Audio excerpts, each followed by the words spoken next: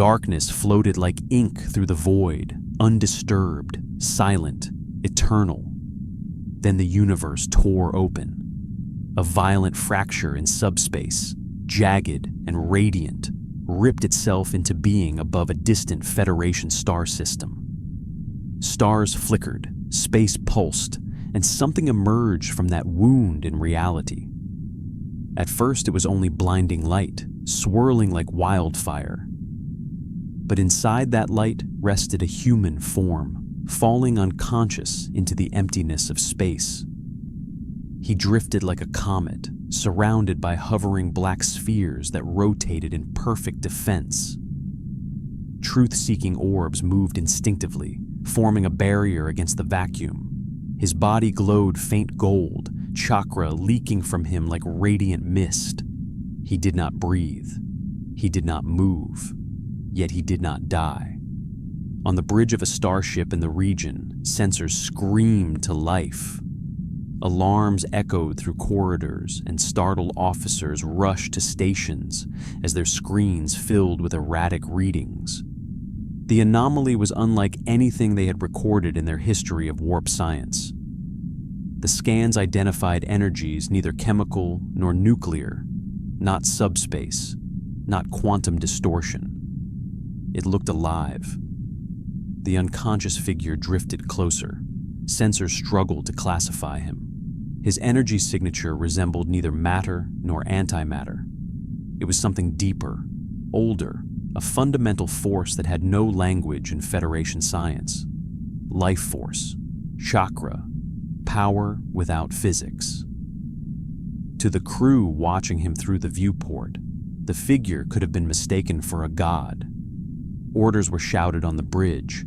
The captain demanded containment barriers. Medical teams scrambled. A debate formed before anyone even touched a console. Was this a threat? A weapon? A life form in distress? Protocol demanded rescue when survival was possible. Fear demanded hesitation in the face of the unknown. Starfleet chose compassion.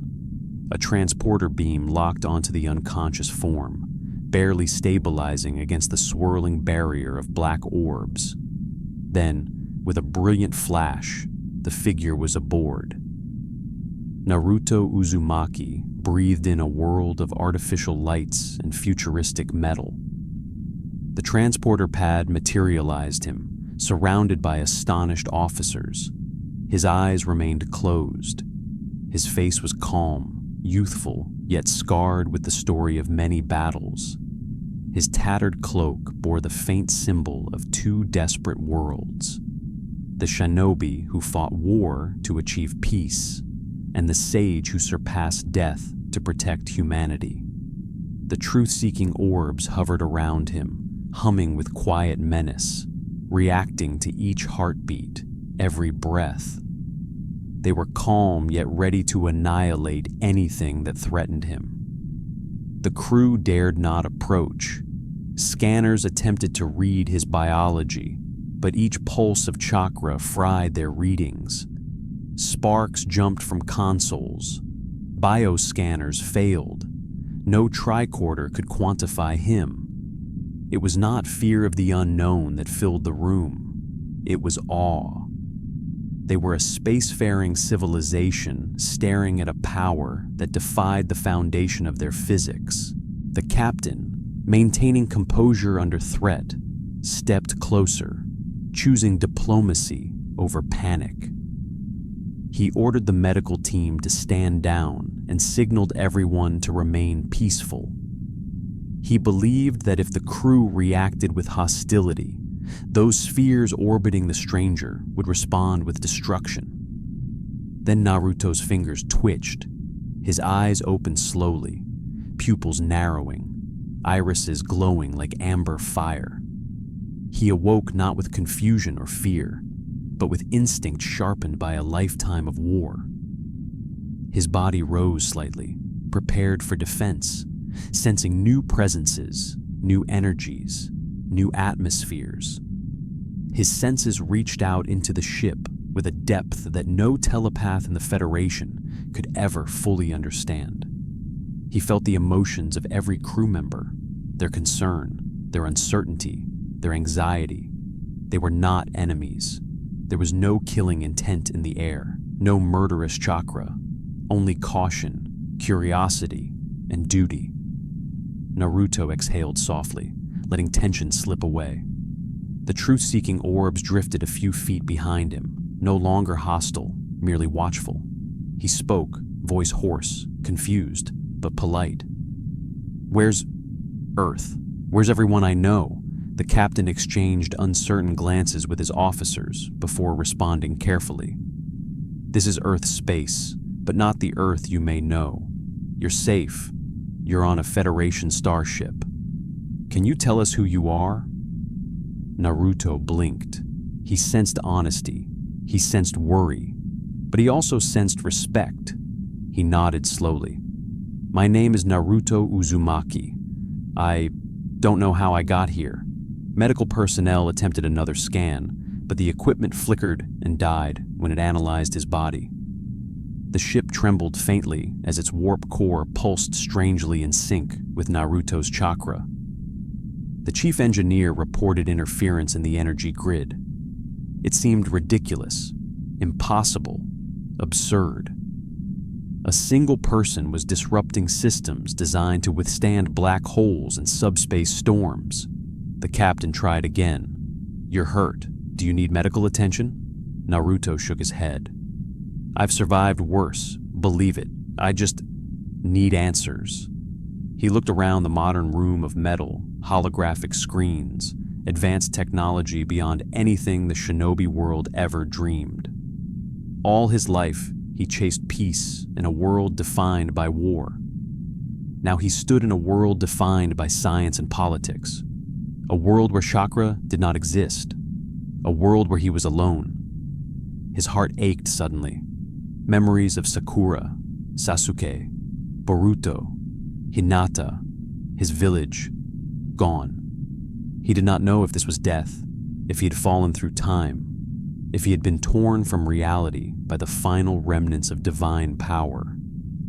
He felt fear for the first time since becoming Sage of Six Paths. Not fear of battle, but fear of being separated from everything he fought to protect. The captain recognized grief in Naruto's expression. He softened his approach. "Whatever brought you here, we will help you. We do not exploit the unknown. We learn. We coexist." Naruto listened carefully, sensed truth. The Federation carried ideals of unity and diplomacy, ideals that mirrored his dream of ending conflict. Yet even in their sincerity, he sensed something else deeper in the ship. Not malice, not deception, something more subtle. Curiosity that could easily become control. Wonder that could become exploitation. Science that might dissect miracles. The ninja inside him recognized the danger of being a resource rather than a person. He stood slowly, keeping his chakra calm. "I don't want any trouble. I'm just a ninja trying to help people." The captain nodded. "Then we will treat you as a person to be helped, not a weapon to be studied." Naruto felt a wave of collective relief sweep through the crew. He felt sincerity. He relaxed. But then, across space, something vast awakened. In the cold mechanical labyrinth of their territory, the Borg detected him. They sensed the anomaly of biological energy beyond adaptation. They scanned life force, a power unbound by machine logic. They calculated infinite potential. They recognized the threat and prize in the same thought. One word echoed through the hive mind: assimilate, sage entity. Naruto's arrival had changed the galaxy, and it had only been minutes. The hum of the starship resonated like a quiet heartbeat. Naruto remained on the transporter pad as engineers scrambled to stabilize systems disrupted by his chakra. Despite the crew's effort to remain composed, a tension filled the air. He could feel it as clearly as if emotions were physical shapes. Fear was sharp, responsibility heavy, curiosity buzzing like static. Yet no one raised a weapon. None of them attacked. In their world, diplomacy came before violence. He respected that. The captain finally gestured toward the hallway. If you're comfortable, we can move to a medical bay. There are questions we all share, and you deserve answers too. Naruto nodded. He stood fully now, golden chakra fading to a dull glow. The truth-seeking orbs followed like silent guardians. Officers nearby gasped softly, realizing they moved independently, like extensions of his will. But Naruto ignored their awe. He followed the captain out. Walking through the corridors, Naruto absorbed everything at once. The ship hummed with energy he had never sensed before. Not chakra, but something technological, artificial, yet alive with purpose. He sensed no malice, no weapons trained on him. He wondered if shinobi could ever build something like this. A place where people worked together without fear of war, without suspicion between nations. Yet even this harmony had its cracks. He heard fragments of whispered conversation from nervous crew members. He doesn't eat? How does he breathe in space? Could he be a lab-grown soldier? What if he's a new alien weapon? Naruto pretended he didn't hear. Instead, he asked a question unexpected to them. How many countries are on your Earth? The captain hesitated, surprised by the simplicity of the question. Earth isn't divided by countries anymore. Not in the way you might know. It's one planet, part of a united federation. Naruto blinked. His heart lifted for a moment. A united world.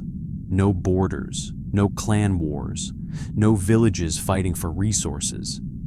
Then his gaze hardened slightly, noticing the old scars in some of the officers' eyes, the tension when they passed a Klingon delegation's report scrolling on a monitor. So Earth ended war, but the galaxy did not. Unity means bigger conflicts, huh? The captain paused at that. A fair observation. They entered the medical bay. Its sterile lights flickered strangely as Naruto approached. Equipment overloaded when his chakra passed near it. The medical officers attempted to examine him, but tricorders emitted static and shut down, unable to interpret his biology. Naruto sighed lightly. Sorry, I don't mean to break things. One doctor laughed nervously. You're quite something. There's nothing like you in our records, he shrugged. I'm just a shinobi. Had some good teachers. The captain folded his arms, studying him with curiosity, not greed or fear. Then a question rose, careful but probing. Your abilities, are they technology, genetic modification, religious artifact? Naruto shook his head. Nothing like that. It's chakra. It's the energy of life itself. Everyone where I'm from has it. We train to control it. The crew exchanged bewildered stares. One officer muttered to another, if everyone can do this, how did they survive? Naruto's answer was quiet. We didn't. Not at first. People abused power.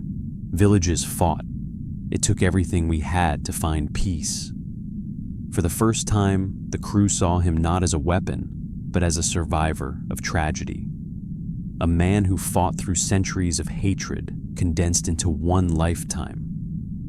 The captain softened his voice. And you helped create that peace? Naruto rubbed the back of his head, embarrassed. I just kept fighting until I didn't have to fight anymore. That's all. Before they could question further, a sudden alarm blared through the ship. Red lights flared across walls. A voice echoed over the intercom, tense and sharp.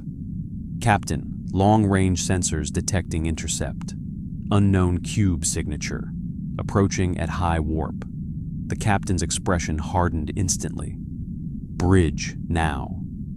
Naruto followed instinctively, sensing a shift in emotion through the ship.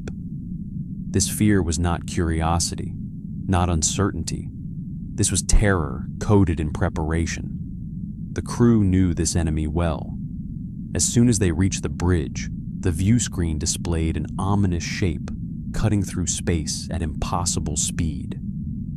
A massive cube, green-laced and metallic, advanced toward them. Naruto felt no chakra from it, but a mechanical hunger that sent cold sparks along his senses. The crew stared in dread, hands tightening at consoles. Naruto frowned. "What is that?" The captain's voice was grim. "The Borg, a cybernetic collective. They assimilate species, civilizations, technology. They turn life into machinery."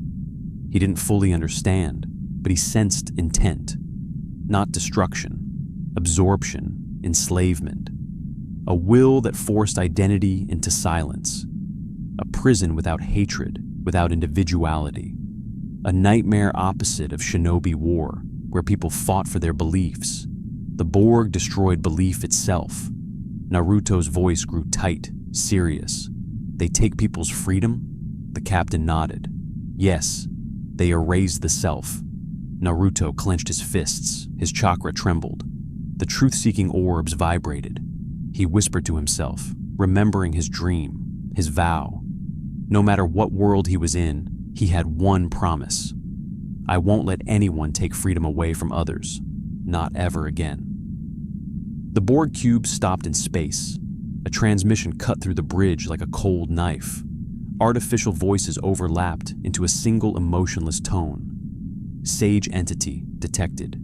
Unique bioenergy. Assimilation mandatory. The captain's heart froze. "They're not communicating with us. They're speaking to him." The Borg sent one more message. "Resistance is unquantifiable." Naruto smiled slightly, as if amused by an ancient joke. He stepped toward the screen, golden light beginning to pulse around him again. "I've heard something like that before. Believe it." The bridge felt smaller, as though the air itself shrank under the weight of the Borg presence. Panels flickered with warnings. Sensor officers worked frantically to analyze the cube, but readings changed every second. The Borg adapted to scanning them as quickly as they were scanned. The ship's shield strengthened, but Naruto felt the fear ripple through the crew like a silent chord. He stepped closer to the main screen, not because he wanted to confront the cube directly, but because he wanted to understand the new enemy. His sensory perception expanded instinctively. Even without chakra in this universe, he could still feel life. Not in the Borg themselves, but deep inside the cube, buried under wires and metal. Countless voices, muffled and trapped, cried out silently. Not words, not thoughts, just pain. The crew continued broadcasting encrypted Federation alerts. Weapons were charged, tactical protocols prepared. Meanwhile, Naruto simply focused on that suffering. "Are they alive in there?" he asked suddenly. The tactical officer looked at him, startled. "Some are. But they're part of the hive mind. They're not individuals anymore."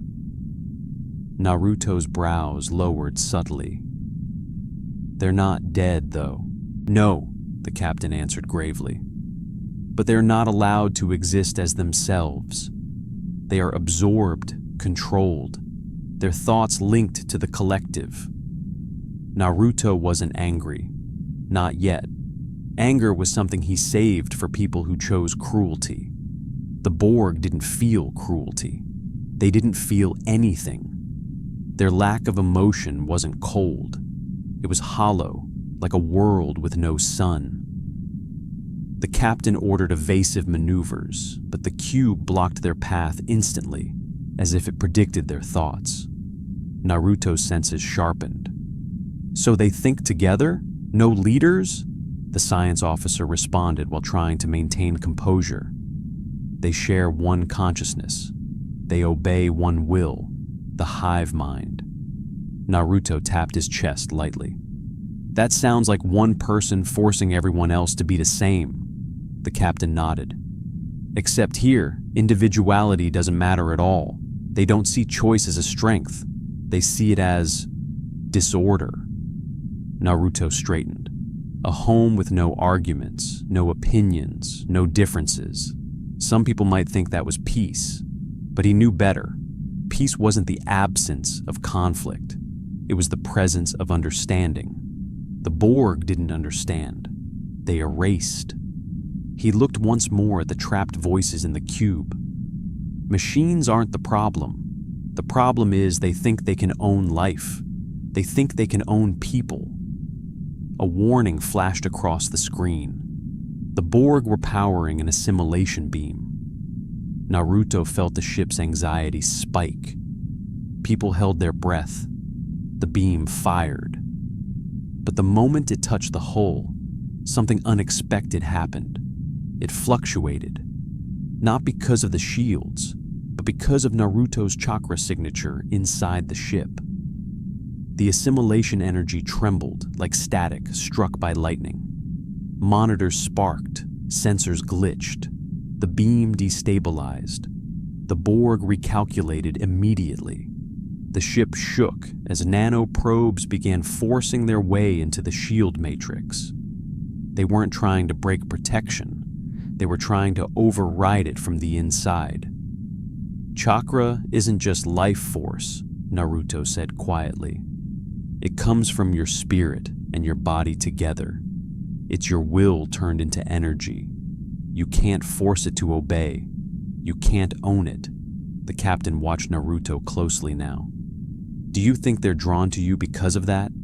Naruto shook his head. Not drawn. Afraid. They can't control something that comes from someone's heart. Another shockwave hit the ship. Crew members held on to railings as the shields fluctuated again. The Borg adapted faster than anyone could predict. Their dispassionate voice returned now, echoing through the ship's speakers, even without an open channel. Sage entity cannot be assimilated. Therefore, it must be obtained. Naruto frowned. That's the same thing, isn't it? The captain gripped the command chair tightly. Tactical. Prepare to fire photon torpedoes. Naruto raised a hand quickly. Wait. The entire bridge turned to stare at him. The captain narrowed his eyes. Our lives are on the line. You want us to wait? Naruto didn't move from his spot. Those people inside, they're still alive. If you destroy the cube, you kill them too. They didn't choose this. They didn't choose to hurt anyone, the helm officer whispered shakily. There's no way to free them. No one has ever freed a Borg drone. It's impossible. Naruto stared at the cube again, sensing the suffering buried in steel. I've heard that word before too. Impossible. A teacher once told me something. If you don't try, you definitely can't succeed. If you do try, you might. The captain looked at him, torn between tactical necessity and moral responsibility. Then a tactical report interrupted. Captain, the Borg are preparing a structural lock on our hull. If completed, they'll forcibly transport him directly to the collective. Naruto breathed slowly, preparing himself. If they want me, they're going to have to listen first. The captain blinked. Listen, they don't negotiate. They don't reason. Naruto cracked a small smile. That just means no one's ever tried the right way. He stood tall, his chakra forming soft light around him. He didn't power up like a warrior preparing for battle. He stood like a child who had learned how to change the world one person at a time. His energy wasn't violent. It was compassionate. the crew witnessed something profound. His chakra didn't pulse with aggression. It pulsed like empathy made visible. The bridge grew warmer, less constricted by fear. Hearts felt calmer without reason. His presence soothed panic. The Borg's grasp on the ship's systems seemed to slow momentarily, as though their calculations were confused by emotion they couldn't quantify. Naruto closed his eyes. He reached out with his senses, not as a fighter, not as a sage of war, but as someone who once saved countless broken spirits across his world. He felt into the Borg network, not through technology, not through telepathy, but by sensing life. In a distant sea of circuitry, in the depths of the collective, he felt millions of souls who didn't know they were still alive. They were numb, silent. They didn't know they were enslaved. They didn't know they could resist. Naruto whispered gently, "You're still there. You're still you." A tremor rippled through the collective. Crew members across the ship heard it through console feedback, an anomaly in the frequencies. Just a faint cry, like a whisper underwater. "Help!" the captain gasped. "Are you hearing that?" Naruto nodded slightly, sweat forming on his brow. His voice stayed steady. "They want to be free. They're scared, not of death, of living without choice." The Borg reacted violently. Systems flickered, alarms returned. Their voice thundered from every speaker, louder and more aggressive than before. Emotion detected. Error. Error. Naruto's eyes snapped open, glowing brighter than before. "Those people inside, they're not your tools. They deserve to exist." The Borg screamed a digital roar that shook the ship. Assimilation imperative. Identity is chaos. Naruto stared directly at the cube on the screen and said softly, "Then let there be chaos." The cube charged its main assimilation beam again, more powerful than before. But Naruto stepped forward, chakra gathering, the truth-seeking orbs circling like planets around a sun. The captain shouted, "Naruto, what are you doing?" His answer was simple, "I'm choosing for me." And they deserve that chance too. As he prepared to make contact with the collective, one truth settled in his heart. He wasn't here to fight a monster. He was here to free slaves. Naruto stood still, eyes glowing, the faint heartbeat of chakra pulsing outward like ripples in a lake. The Borg cube loomed on the view screen, its surface dripping with cold green light, full of hunger but empty of emotion. The crew held their breath, as though one wrong exhalation would trigger disaster. The captain spoke sharply.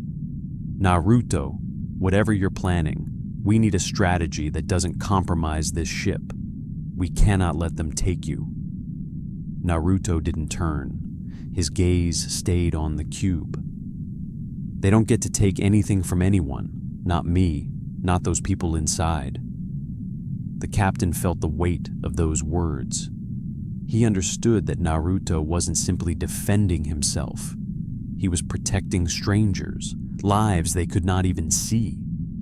In that moment, Naruto wasn't a weapon, and he wasn't a prisoner. He was a guardian, driven by instincts beyond tactical calculation. Then something incredible happened. His chakra flared out, not violently, not to attack. It shimmered like sunlight through water and brushed against the ship itself. Consoles stopped flickering. Hull stress eased. Sensors stabilized. The crew felt their fear soften without understanding why. Naruto clapped his hands together, not as a ninjutsu seal, a grounding gesture, a meditation. He took a deep breath, letting the energy of his body unify with intent. The crew watched in stunned silence as the truth-seeking orbs aligned behind him like black stars forming a constellation. He whispered, almost prayer-like, Sage of Six Paths mode, not to destroy, to understand. Golden chakra engulfed him, not blinding, warm, alive. The ship's metal seemed to hum in resonance with it, as though recognizing life in a way no machine should. The captain gripped the arm of his chair, alarmed yet entranced. The Borg cube reacted instantly, their voice sliced through every speaker on the ship. Unquantified energy field. Assimilation protocol emergency. Full capture priority. Green tendrils of assimilation code stormed toward the ship, manifesting as thousands of microscopic beams attacking every system simultaneously. This time, they weren't trying to break through the shields. They were overriding reality itself, rewriting the ship's internal systems at the level of structure and logic. Naruto stepped forward, then placed his palm against the nearest bulkhead. His chakra surged into the ship, not as force, but as intent. Willpower transformed into energy, life into protection. The assimilation beams that touched the ship warped and dissolved, unraveling into harmless static. Borg logic screamed across the comms. Error. Chakra cannot be commandeered. Biological intent cannot be assimilated. Identity is incompatible with control. Error. Identity is resilience. Naruto's voice echoed across the bridge. You don't get it, do you? Power isn't something you steal from others. Power is something you build with others. You can't steal someone's will. You can only erase it. And that's not power, the command chair officer whispered under his breath. He's talking to them. The cube's voice returned, warped now, not perfectly synchronized. Some drones were deviating slightly. Their tone was no longer a perfect monotone. Identity is conflict. Choice is chaos. Survival demands order. Naruto closed his eyes and reached deeper into the collective. He extended his senses into that massive network of voices. But this time, he didn't try to break into it. He invited them out. Hey, you're still in there, right? You don't have to listen forever. You can make your own choice. A sudden shock hit him. The moment he made contact, he felt it. The Borg hive wasn't merely controlling them. It had smothered them. It had silenced their ability to even imagine disobedience. Their minds were cut off from the concept of self. But Naruto didn't push force. He pushed possibility. He let them hear his own heartbeat, his own certainty, his own refusal to be controlled. One spark igniting billions of silent minds. You're people. You deserve to choose your own lives. I won't command you. Just remember you can choose. A shudder passed through the Borg networks. The collective's voice fluctuated like radio static in a storm. Unknown variable. Free will. Error. Emotion detected. Fear detected. Fear detected. Fear. Naruto recognized it instantly. Not in the drones trapped inside, but in the collective itself. The hive, the perfect machine, was afraid. It could not comprehend existence without control. Free will was not something it could assimilate. It could only destroy it. Until now. Naruto's chakra poured into the ship and radiated outward. The captain gripped the railing, eyes wide, witnessing something he had never seen and would never forget. This wasn't telepathy. It wasn't psionic persuasion. This was willpower extended through compassion. For a moment, every trapped voice in the Borg collective heard a different world. A world where they weren't tools. A world where they could be someone instead of something. Then a scream erupted through the bridge's audio. Raw, digital, chaotic. not the voice of a machine, a chorus of millions calling out without words, an awakening of suffocated identity. The collective reacted with violence. Energy spikes slammed into the ship. The cube fired assimilation lances in fury. The captain shouted for evasive maneuvers. Shields screamed under the pressure. The crew scrambled to maintain stability. Naruto didn't waver.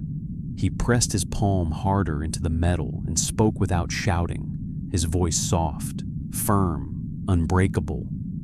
You want order, you want peace. But this isn't peace. Peace isn't when everyone is the same. Peace is when we understand each other, even if we're different. The collective roared, louder and louder, as drones began to feel something. Confusion, self-awareness, pain, wonder. The captain looked at Naruto, incredulous. "What are you doing to them?" Naruto's reply was simple, grounded, without dramatic flourish.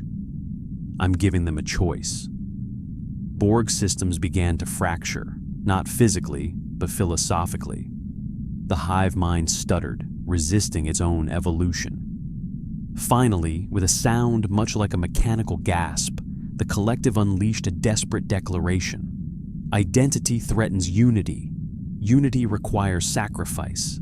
Sacrifice requires assimilation. Naruto stared straight at the cube. Then choose unity without slavery. The bridge fell silent. Even alarms seemed distant. Naruto's words hung in the air like impossible truth. The ship floated in the shadow of a conflict, not of weapons, but of ideas.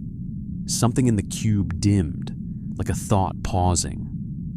The crew finally understood. Naruto wasn't fighting the Borg. He was teaching them. The Borg cube hovered in eerie stillness. Its green lights flickered erratically, no longer synchronized, as if a single breath of uncertainty had disrupted its perfect mechanical heartbeat. The bridge crew stared at the screen, not in triumph, but in disbelief. No one fired, no one moved. Every tactical instinct said they should attack, but something in the air told them to wait. Naruto lowered his hand from the bulkhead. The glow around him softened, but his senses were still reaching outward. He wasn't forcing the Borg to change. He was holding up a mirror and letting them see themselves. Inside the collective, a ripple of awakening traveled like a shockwave. Individual memories resurfaced for a fraction of a second. Fragments of identity. A mother on a colony world. A scientist working with biofilters. A child on a mining station. A warrior who once swore an oath never to harm innocents. Ghosts of the past reached toward their present selves. Then pain. Not physical pain, but emotional. A sudden, unbearable awareness of captivity. Many could not even understand what they felt. They had forgotten the concept of longing. The hive tried to suppress it. It could not. The Borg voice emerged again, but no longer flawless. It crackled unevenly, as though different drones were speaking at the same time. Identity is destructive. Individual will corrupts order. Peace requires compliance. Naruto stepped forward, golden chakra illuminating his eyes. He spoke like someone who had wrestled with destiny himself, who had lived the consequences of trying to control others. Peace doesn't come from control. Peace comes from choice. When people choose not to fight, not to hate, not to dominate others, that's peace. The collective responded sharply. Choice produces chaos. Chaos yields death. Order preserves civilization. Naruto shook his head. My world fought endless wars because people were forced to follow orders without understanding each other. Real order happens when people want to protect one another, not because they are forced to. because they care. The ship trembled from another energy surge, but it wasn't an attack. The Borg were trying to stabilize their logic. They could not process a reality where unity came from empathy instead of submission. Then a voice interrupted their transmission. A different tone, softer, not a machine. Help, free. Naruto's eyes widened. Someone inside the collective had spoken, not as a drone, but as a self. The bridge erupted with stunned reactions. The communications officer shouted. That wasn't broadcast through their hive protocol. That was individual. The captain realized what this meant. If a single Borg drone regained access to personal will, even for a second, the collective could lose absolute control. A beginning crack in their foundation. Naruto focused on that lone voice, letting his chakra resonate gently into the network. He didn't try to break the link or destroy the hive. He simply offered a different perspective. You're not machines. You're people who forgot who you were. You can remember. The Borg reacted with sudden hostility. Assimilation beam charges spiked again. They tried to shut down the awakened mind, to silence the anomaly. Their voice screamed through the frequency, no longer monotone. It sounded desperate. Individuality equals death. Fear equals instability. Instability must be eliminated. Naruto held steady. You're wrong. Fear doesn't mean weakness. Fear means you care about something. It means you have something to lose, and that's what makes life worth protecting. The collective hesitated. Fear detected.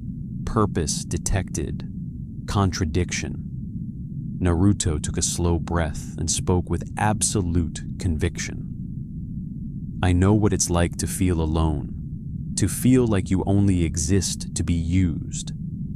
I know what it's like to think your purpose is only to serve others. But that's not all there is to life. You deserve to live for yourselves. Something shifted within the collective. A pulse of psychic energy spread across their network. Some drones began fighting subconsciously against the hive's suppression. Not physically, mentally. The sound of millions of voices awakening simultaneously echoed faintly through the ship's systems, like a chorus struggling to remember its melody. The captain stared in awe. He's not freeing them with force. He's freeing them by letting them want freedom, a tactical officer asked in disbelief. Can they even want something? They're machines now. Naruto turned to the officer, his voice firm. Machines can't want, but people can. And they're people, no matter what was done to them. The Borg tried again to reassert control. Unity demands conformity. Choice destroys unity. Naruto answered with a simple truth that shook them harder than any attack. Unity isn't when everyone is the same. Unity is when everyone is different, but chooses to stand together. Silence filled the bridge. Even the alarms momentarily froze, as if listening. Then, like a glass shattering from a whisper, the collective broke in one small, irreversible way. A voice spoke again, not a shared tone, not a machine, a person. I am me. The Borg cube flickered violently. Chaos spread through its systems, not destructive chaos, but identity trying to exist. Drones across the network tried to speak, some breaking through for a moment before being silenced again. Individuality was no longer hypothetical. It had become real. Naruto didn't smile. He didn't celebrate. He knew this was only the beginning. Change hurt. Freedom scared those who never had it. A new path was forming, and it wasn't easy. The collective didn't retreat or surrender.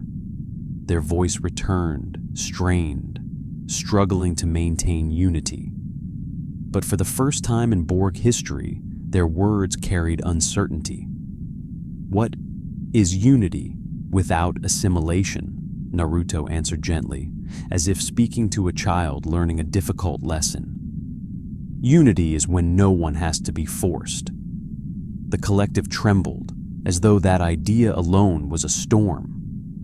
Naruto looked to the captain. "They're not monsters, they're prisoners. If we kill them, we kill people who never had a chance to choose." The captain stared at the cube, feeling the weight of those words. Command manuals never prepared him for this. Starfleet protocols didn't imagine the Borg could change. Naruto waited, letting the captain face the same moral question he had faced 1,000 times before. Do we destroy what we fear, or do we try to understand it? The captain raised his chin slowly, eyes solemn. "Then we don't fire." The bridge became still with disbelief and dread. The Borg were the greatest threat in the quadrant, and the captain had chosen restraint. Naruto closed his eyes. For the first time since he arrived, he felt his dream in this universe too. Peace. Not through domination, not through annihilation, but through will. The collective didn't understand yet. They didn't accept. But they had been shown a possibility. A new path existed. The Borg had encountered something they never imagined. Not a weapon, not a god, a teacher. The Borg cube slowly drifted, its lights dimmed as though it were breathing uneasily. It was not attacking, not retreating, not stabilizing. It existed in a state the collective had never known before: indecision. For the first time in their history, they were thinking rather than obeying instinct.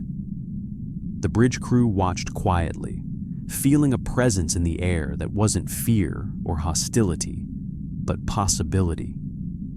Naruto remained still, his hand pressed lightly against the cool metal of the bulkhead. His chakra had faded back into calm golden warmth.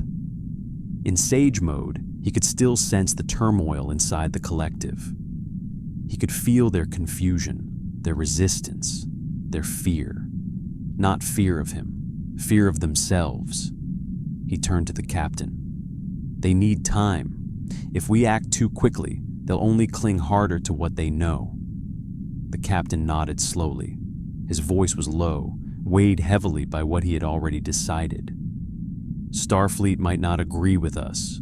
They may see hesitation as a threat. They may demand immediate destruction." Naruto understood. He had been condemned many times for choosing compassion in the heat of war. Sometimes the hardest battles were against your own allies. Something unexpected happened then. The Borg cube finally moved, rotating slightly to face the Federation ship more directly. The ship's sensors detected a signal. It was not a command, not a threat, not even a demand. It was a question. Why, choice. Naruto smiled gently. They didn't understand freedom as an ideal. They saw it as an unknown variable, something dangerous because it lacked predictability. To them, choosing was terrifying. But choosing was also powerful.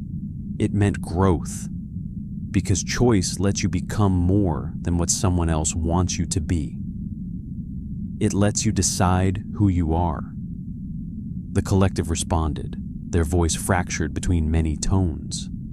Identity causes conflict. Conflict leads to suffering. Naruto's voice softened with a wisdom earned through scars. Suffering isn't what destroys people. It's being forced to suffer alone. The collective recoiled at that sentiment. Alone. It was a word they did not understand. They knew the opposite concept, connection through obedience. But solitude with free will? That was inconceivable. The transmission flickered again. Alone equals weakness. Together equals strength. Without assimilation, unity cannot exist. Naruto stepped back and folded his arms. You don't need to take people's choices to be united. You just need something else. The captain blinked. Something else? Naruto nodded. A reason. A purpose you choose to protect together. That's real unity. The bridge crew exchanged looks. For them, unity had always been defined by diplomacy, alliances, mutual defense. But Naruto talked about something deeper. Personal bonds, shared willpower, protecting each other because it mattered, not because it was mandated. The Borg considered his words, but their answer was trapped in rigid logic. Purpose must be assigned. Assigned purpose eliminates conflict. Naruto shook his head firmly. No, assigned purpose creates resentment. Chosen purpose creates loyalty. The ship's tactical officer whispered under his breath, almost as if his voice might disturb the moment. Is he seriously debating philosophy with the Borg? The captain placed a hand behind his back, eyes locked on Naruto. He's not debating philosophy. He's proving to them that freedom has structure, that cooperation doesn't require assimilation. A stunned silence passed through the crew. Naruto wasn't simply talking to the Borg. He was teaching them how to redefine themselves. Then the collective surged again, a wave of resistance. Their tone hardened, as though trying to shut out the very idea. Individual will leads to inevitable divergence. Divergence leads to instability. Instability must not spread. Naruto closed his eyes briefly, then let instability become growth. That's how life evolves. The Borg hesitated. Life evolves. That thought struck them deeper than any weapon. The collective had always viewed life as raw material for optimization. But optimization was stagnation if there was no evolution, only control. Naruto sensed their confusion, their fear, and their potential. He spoke softly, but with clarity that cut through even the hive's defenses. You don't need to stop being connected. You only need to stop forcing that connection. Let others choose to stand with you. The collective attempted one last pushback, almost like a frightened child clinging to its parent. If choice leads to death, who is responsible? Naruto didn't hesitate. The one who made the choice, not the one who allowed it. The response shocked both the collective and the bridge crew. Responsibility. Free will demanded accountability. They had never considered that before. They had thought removing choice meant protecting life, but it also removed meaning. Naruto turned away from the screen. They understand enough for now. We shouldn't try to force more on them. The captain nodded. Lieutenant, record all data from this encounter and transmit nothing to Starfleet until I personally approve the report. The lieutenant froze. Captain, Starfleet will demand immediate data release. If we delay, it could be considered withholding intelligence. The captain's gaze was sharp. Then they can court-martial me for protecting the chance at a peaceful future. No one argued. Naruto met the captain's eyes, impressed not by strength or authority, but by courage. The kind that wasn't flashy, the kind that was quiet and unwavering, the kind that changed worlds. Naruto bowed his head slightly. Thank you for trusting them, the captain replied in a low voice. I'm trusting you, Naruto. If we're wrong, Naruto finished the thought for him. Then I will be the one to face the consequences. Suddenly, a final message came from the Borg. Not a threat, not a demand. A single statement, spoken with uncertainty and curiosity. We will observe choice. And the Borg cube slowly turned away from the ship, entering warp without aggression, without hostility, not retreating, learning. The bridge was silent. No cheers, no applause. They hadn't won a battle. They had delayed a war by offering a possibility that no one thought could exist. Naruto walked toward the exit. He didn't look triumphant. He looked contemplative. There was so much more for them to learn, and he knew this was only the beginning. Naruto left the bridge in silence, the automatic doors closing behind him with a soft hiss. The crew remained frozen at their stations, still processing what they had witnessed. It wasn't every day the Federation saw a Borg ship leave without claiming a victim. And it wasn't every day that a stranger from another universe redefined the greatest threat in the galaxy with a conversation. Naruto walked down the corridor, his steps quiet, his expression distant. He didn't look relieved. He didn't look proud. He looked heavy, as if carrying an invisible burden.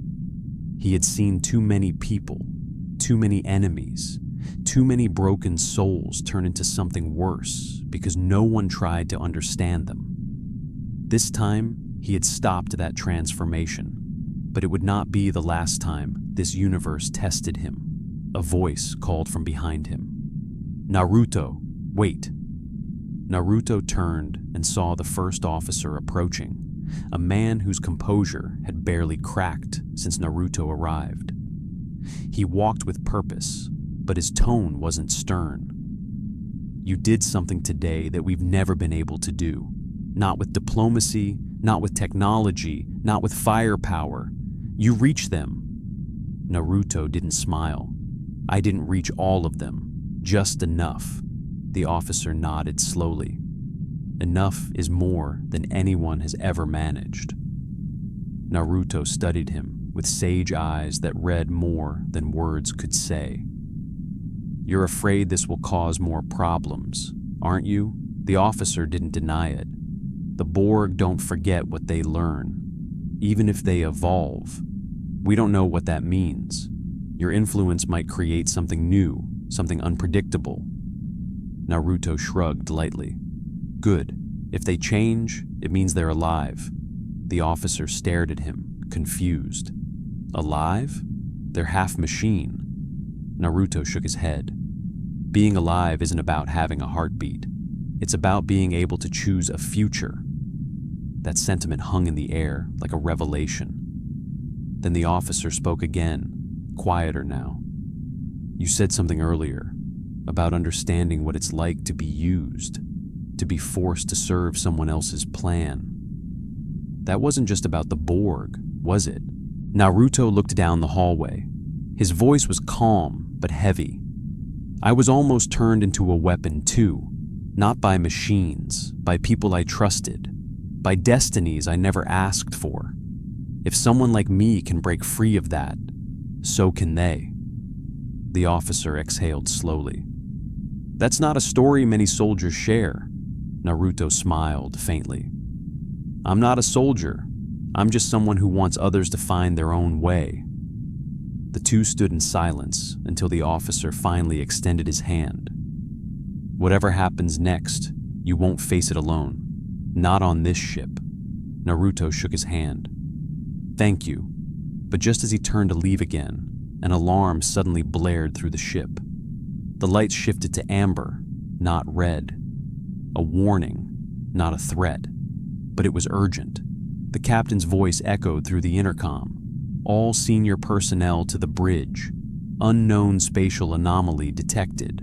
Possible subspace rupture." Naruto felt a pull in the air. Not chakra, something else.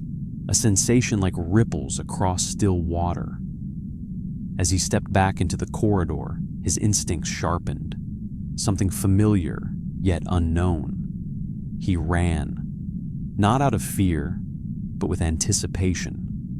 His heart raced with something he had not felt since arriving in this universe. Hope. The bridge was buzzing when he arrived. Sensor displays flickered with unstable readings. An image began forming on the main screen. A tear in space, opening like a wound. a swirling vortex of shifting colors, pulsing with unstable energy signatures. The science officer reported rapidly. Subspace rupture forming at coordinates 075. Spatial readings fluctuating between gamma and exotic particulate signatures. I've never seen anything like this. The captain stepped forward. Can you stabilize it? The officer hesitated. That depends. Are we trying to close it or keep it open? Naruto's breath caught in his throat. He recognized it. Not exactly, but close enough. A distortion of space. A bridge between dimensions. He whispered under his breath. This might be how I got here. The captain heard him and turned sharply. Can you sense anything? Naruto closed his eyes and reached outward.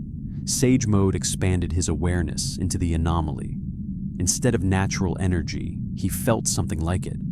A cosmic rhythm, chaotic but alive. His voice was tight. I don't feel a person, but I feel a direction, a path trying to open, like it's incomplete. The anomaly pulsed violently and the ship shuddered. Consoles sparked. The helmsmen struggled to keep their position steady. The captain called out. Distance? The officer responded. Less than 12,000 kilometers and closing. It's pulling us in. The captain made a quick decision. Helm, full reverse thrusters. Keep us stable, shields up. Naruto spoke urgently. Don't close it. The captain turned to him with sharp eyes. Explain. Naruto stepped closer to the screen. If this is connected to how I arrived, then shutting it could destroy the only path I have to get home. Sebi, officer interjected. Captain, leaving it open could destabilize subspace in the region. It could rupture further and cause a chain reaction. We'd risk tearing a hole into normal space. Naruto looked at him firmly. If we destroy it, we destroy my only chance to see my world again. The bridge fell silent. The captain's eyes shifted between Naruto, the anomaly, and his officers. Duty, safety, and morality collided in a single moment. Naruto wasn't demanding anything. He wasn't threatening. He was simply asking for a chance. If there's even a small chance this is a way home, I have to try. I'll take responsibility. The captain finally spoke. No, you won't. Naruto blinked. What? The captain stepped forward with quiet conviction. This responsibility will not fall on one person. This is our ship, our situation. We will face it together. The crew straightened. The officer's fear turned into resolve. The helmsman steadied the controls. The ship chose unity, not through control, not through assigned purpose, but through shared determination.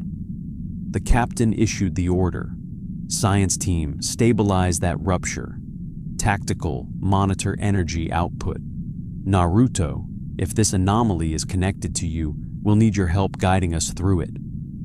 Naruto felt warmth rise in his chest. Not chakra, gratitude. A crew choosing to support him. A captain choosing trust. A ship choosing to stand beside someone who didn't belong here. Maybe he wasn't alone after all. The ship's sensors peaked. The anomaly surged. The captain gave the command.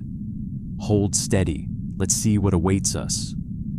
The anomaly expanded like a blooming storm, swirling in uncontrolled patterns. Color shifted between violent violet and muted gold, forming spirals that bent space itself. It didn't simply distort the view outside the ship. It twisted gravity, light, and direction. Parts of the vortex appeared closer than they should be, others impossibly distant. The ship trembled as if caught between tides. The helmsmen gritted their teeth, forcing the engines to counter gravitational pull. Shield strength fluctuated as waves of exotic energy washed across the hull. Sparks jumped from control panels. The anomaly wasn't attacking. It was simply too powerful for normal physics to contain. Naruto focused through Sage Mode, his senses reaching into the mess of space-time. He could feel something tugging inside it. Not a voice, not a person, a connection. A familiar type of power, though faint and unstable. He had traveled through worlds before, not by choice, but by catastrophic chakra events, warping godlike energies, and the will of beings who existed outside reality. This felt similar and different at the same time. It wasn't a portal made by chakra alone. It felt like space itself was trying to mend something, as if two realities were brushing against each other, trying to fit together, like a puzzle that wasn't meant to be solved. Naruto pressed his palm to the edge of a console, focusing. He whispered softly to the anomaly. "If there's a way home, I'll find it." The captain watched him nervously. "Naruto, whatever you're sensing, we need to know if this rupture is stable enough to approach." Naruto frowned. Stable isn't the right word. It's more like alive. It's reacting to us, to me, but not as a threat. A tremor shook the ship. The anomaly brightened. The captain snapped to the engineering stations. "Containment protocols now. Do not let the power surge reach the warp core." The science officer shouted over the chaos. "We're detecting fluctuations in quantum signatures. It's searching for something specific. Not mass, not energy. Something else. It's almost as if it's looking for..." He froze mid-sentence. His expression twisted into confusion and awe. "It's searching for consciousness." Naruto felt the truth of it. His chakra, his awareness, his identity. Something about him resonated with the anomaly. It wasn't pulling the ship, it was pulling him. The captain realized this too. He looked sharply at Naruto. "Are you certain this isn't a trap?" Naruto shook his head. "I don't feel hostility or greed, just connection." Another surge pulsed across the hull. The science officer stared at readings with disbelief. The rupture is attempting to match Naruto's energy signature, specifically his mental state. Naruto's eyes widened. "It wants my intention." The captain turned to him. "Then we need to know exactly what you want." Naruto stared into the swirling vortex. He thought of his village, his son, his wife. He thought of the countless people he vowed to protect. He thought of the friends who believed in him. He wanted to go home. But something weighed on him as he spoke. "I want to return, but I don't want to abandon people here either." The anomaly reacted immediately. Space rippled violently. Consoles screamed with warnings. The helmsman fought to keep the ship steady. The crew panicked. The captain shouted, "Naruto, you need to focus. The anomaly is responding to conflicting intent. You must choose something, right now." Naruto closed his eyes tightly, heart pounding. He felt the crew's fear. He felt the energy of the anomaly waiting for his resolve. He focused, not on desire, not on longing, but on responsibility. He spoke firmly. "I want to protect both worlds, mine and this one. If I can return, I'll return stronger. If I stay, I'll help here. But I won't sacrifice one for the other." The anomaly calmed. The ship stopped shaking. The lights dimmed and steadied. The vortex contracted and aligned into a perfect sphere of swirling golden blue energy. The science officer stared, speechless. "It responded to his ethics," the captain whispered. "It stabilized because you refused to choose selfishly." Naruto wasn't sure what that meant, but he felt something important settle inside him. It wasn't time yet. He wasn't being taken away or sent home. The anomaly had listened. Now it waited. The captain took a measured breath. Maintain distance. Record everything. Naruto, do not approach further. Naruto nodded. He didn't want to force the universe to decide something before it was ready.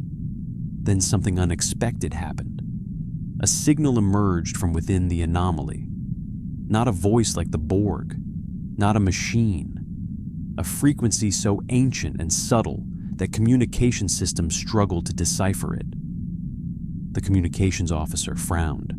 I can't decode it. It's not transmitted through technology. It's more like it's being felt, not heard. Naruto heard it clearly. A presence, a watchful awareness. It wasn't threatening, it wasn't controlling. It was observing, like a guardian or a judge, witnessing choices.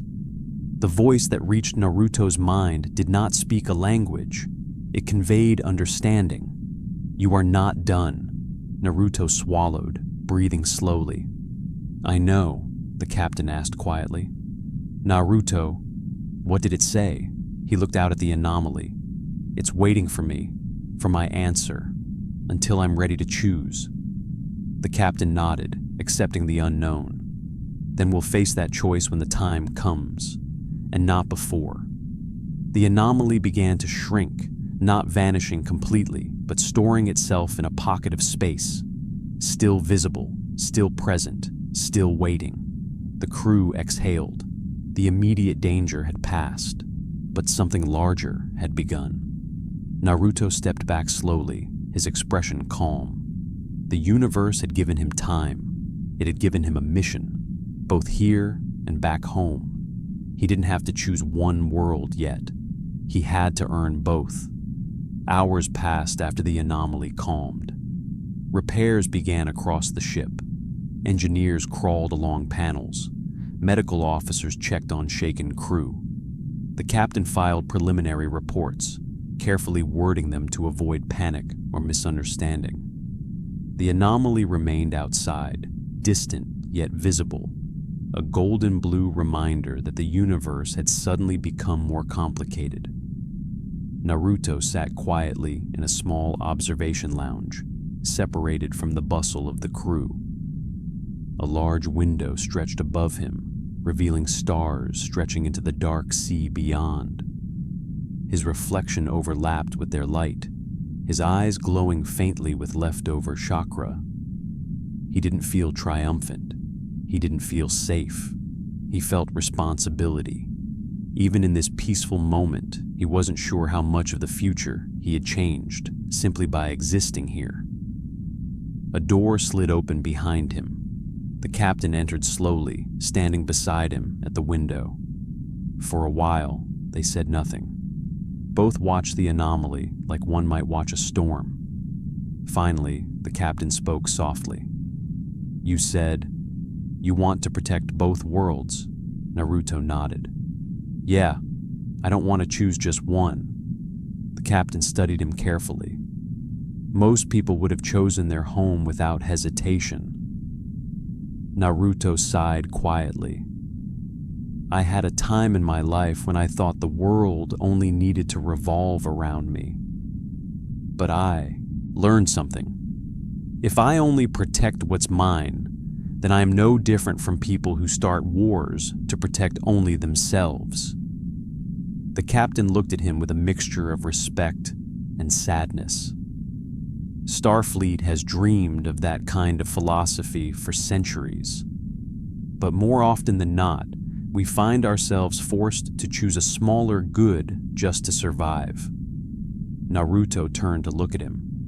Then maybe it's time someone tries to protect the larger one. The captain smiled faintly.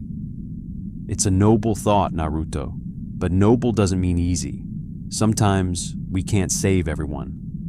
Naruto stared out at the stars again. I know, but I still try. That's who I am. Silence settled between them again. The stars reflected off Naruto's eyes, looking like constellations trapped inside him. The captain spoke more gently now. Do you think the anomaly will open again? Naruto shrugged. Only if I'm ready, It's not a door. It's a question. It's letting me choose, but not yet. The captain exhaled deeply. I've never heard of a subspace event that responds to morality. Wonders never cease. Naruto chuckled lightly. My world doesn't work with laws and logic alone. Sometimes the universe listens to feelings more than physics. The captain raised an eyebrow. Then your world and ours may be more alike than we thought. Footsteps approached rapidly down the hallway. The science officer rushed in, breathless, holding a pad. Captain, we've completed analysis on the anomaly's energy structure. The captain straightened. What did you find? The officer hesitated, clearly struggling to accept his own data. Sir, it isn't a rupture caused by technology. It isn't a wormhole. It isn't a temporal distortion. Naruto turned to listen. Then what is it? The officer swallowed. It's a self-maintaining bridge between realities, and it's reacting to ethical parameters, not energy signatures. The more stable Naruto's intention becomes, the more stable the doorway becomes. Naruto blinked. So I decide when it opens? The officer shook his head slowly. Not exactly. You don't force it open. You allow it to open. When the universe deems your choice honest, the captain whispered. A doorway made of conviction. Naruto felt a strange chill, not of fear, but of awe. His return home wasn't a matter of power. It was a matter of resolve. The officer continued quietly. Sir, we ran simulations. If the anomaly stabilizes fully, it could allow passage. But if Naruto's intention becomes unstable, or selfish, or confused, the bridge will collapse, possibly tearing both realities apart. Naruto stood up straight, voice steady. So I don't just get to go home. I have to become someone who deserves to. The captain placed a hand on the table beside him.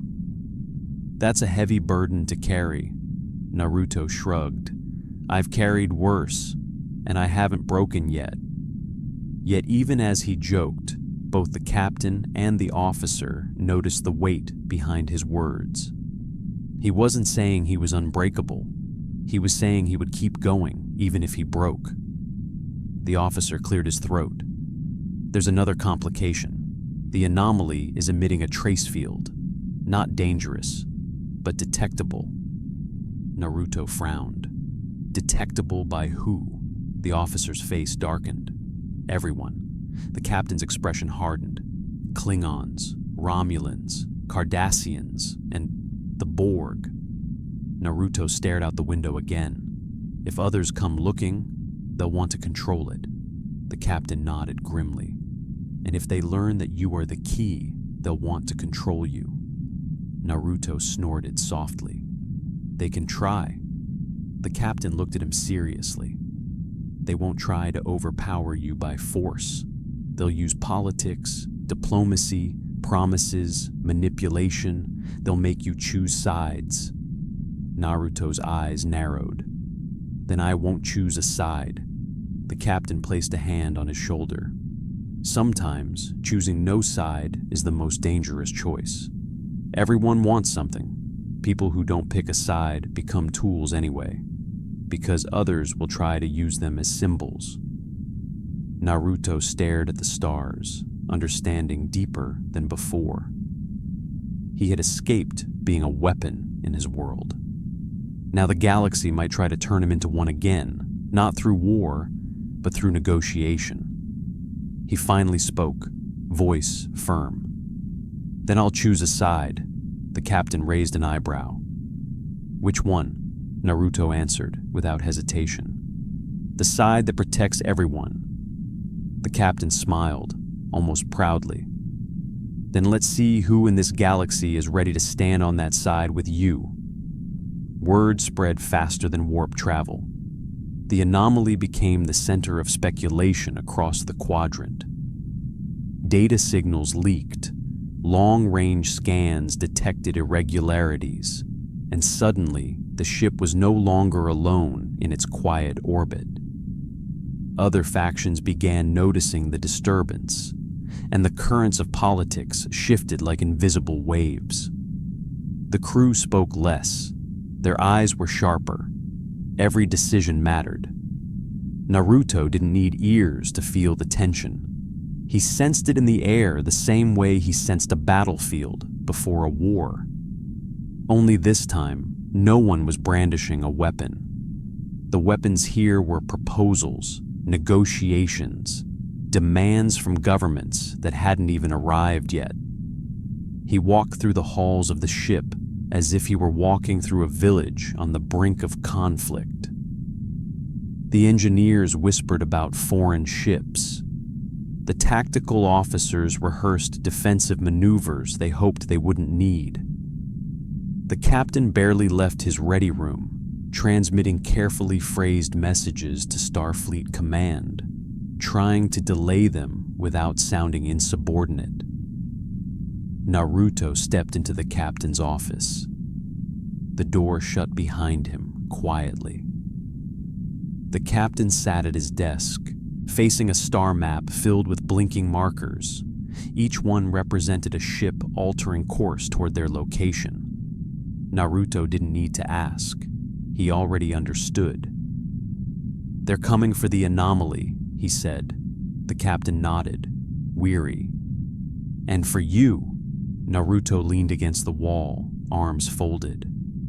"You're worried they'll fight over me." The captain rubbed his forehead. "Not only fight, they'll bargain, they'll threaten. They'll promise peace in exchange for control of something they don't understand. Some will think you're a weapon. Others will think you're a resource. Some will even try to make you a hero to use your influence." Naruto grimaced. "Sounds like being Hokage without a village." The captain let out a short, quiet laugh. "Leadership is rarely peaceful, even when it's meant to be." Naruto looked serious again. "What are you going to do?" The captain leaned back. "Delay, confuse, hide the truth long enough to understand what you are to this universe, and to give you space to decide who you want to be here." Naruto appreciated that more than he showed. Most leaders would have seen him as an answer. This captain saw him as a question that deserved time. Naruto asked softly. "And what if the others ignore your delays?" The captain's expression hardened. "Then we'll stand our ground, even if it costs us everything." Naruto studied him carefully. "You'd risk war over me?" The captain looked him in the eye. "I'd risk war over a person's right to not be used." Naruto inhaled slowly. Those words hit deeper than any compliment. He nodded once, acknowledging a respect that felt heavier than loyalty. A notification chimed on the captain's desk. He tapped the console, and a holographic display expanded, showing the first arrival, a Klingon bird of prey. The vessel decloaked near the anomaly, its wings angled like a hawk ready to strike. Shortly after, another marker appeared, Romulan signatures, cold and precise. And another, Cardassian, predatory with calculation. The captain stood. "Bridge, now."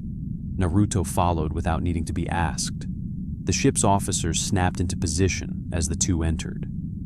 The view screen displayed not one ship, but three, all circling the anomaly like beasts around a carcass. Communication channels lit up instantly. The Klingons hailed first, their voice proud and booming. "Federation vessel, we demand parley concerning the anomaly and the entity aboard your ship." The Romulan channel came next, their voice calm, cold, and elegant. "We request scientific cooperation in studying the phenomenon. We understand the Federation may require incentive." The Cardassians finally spoke, smooth and calculating. "We propose shared oversight to ensure no one faction gains an advantage." The This is an opportunity for peace through balanced interest. Naruto stood silently as the captain answered each transmission with formal neutrality, offering discussion but revealing nothing. The negotiations began, words sharpened like weapons, courtesy masking threat. Naruto listened to the tones. The Klingons wanted glory, the Romulans wanted knowledge, the Cardassians wanted control. Each saw the anomaly as a tool. Each saw him as a key. He waited until the talking ended, until the captain turned off the comms and exhaled wearily. Then Naruto spoke, quiet but clear. "They're going to fight if they don't get what they want." The captain nodded. "Yes, and if we choose a side, the others will see it as aggression. If we choose none, they'll accuse us of hoarding power. If we tell them you're sentient but refuse to cooperate, they'll see you as a weapon the Federation hides." Naruto frowned. "What if they understood that I'll protect them if they don't try to use me?" The captain chuckled bitterly.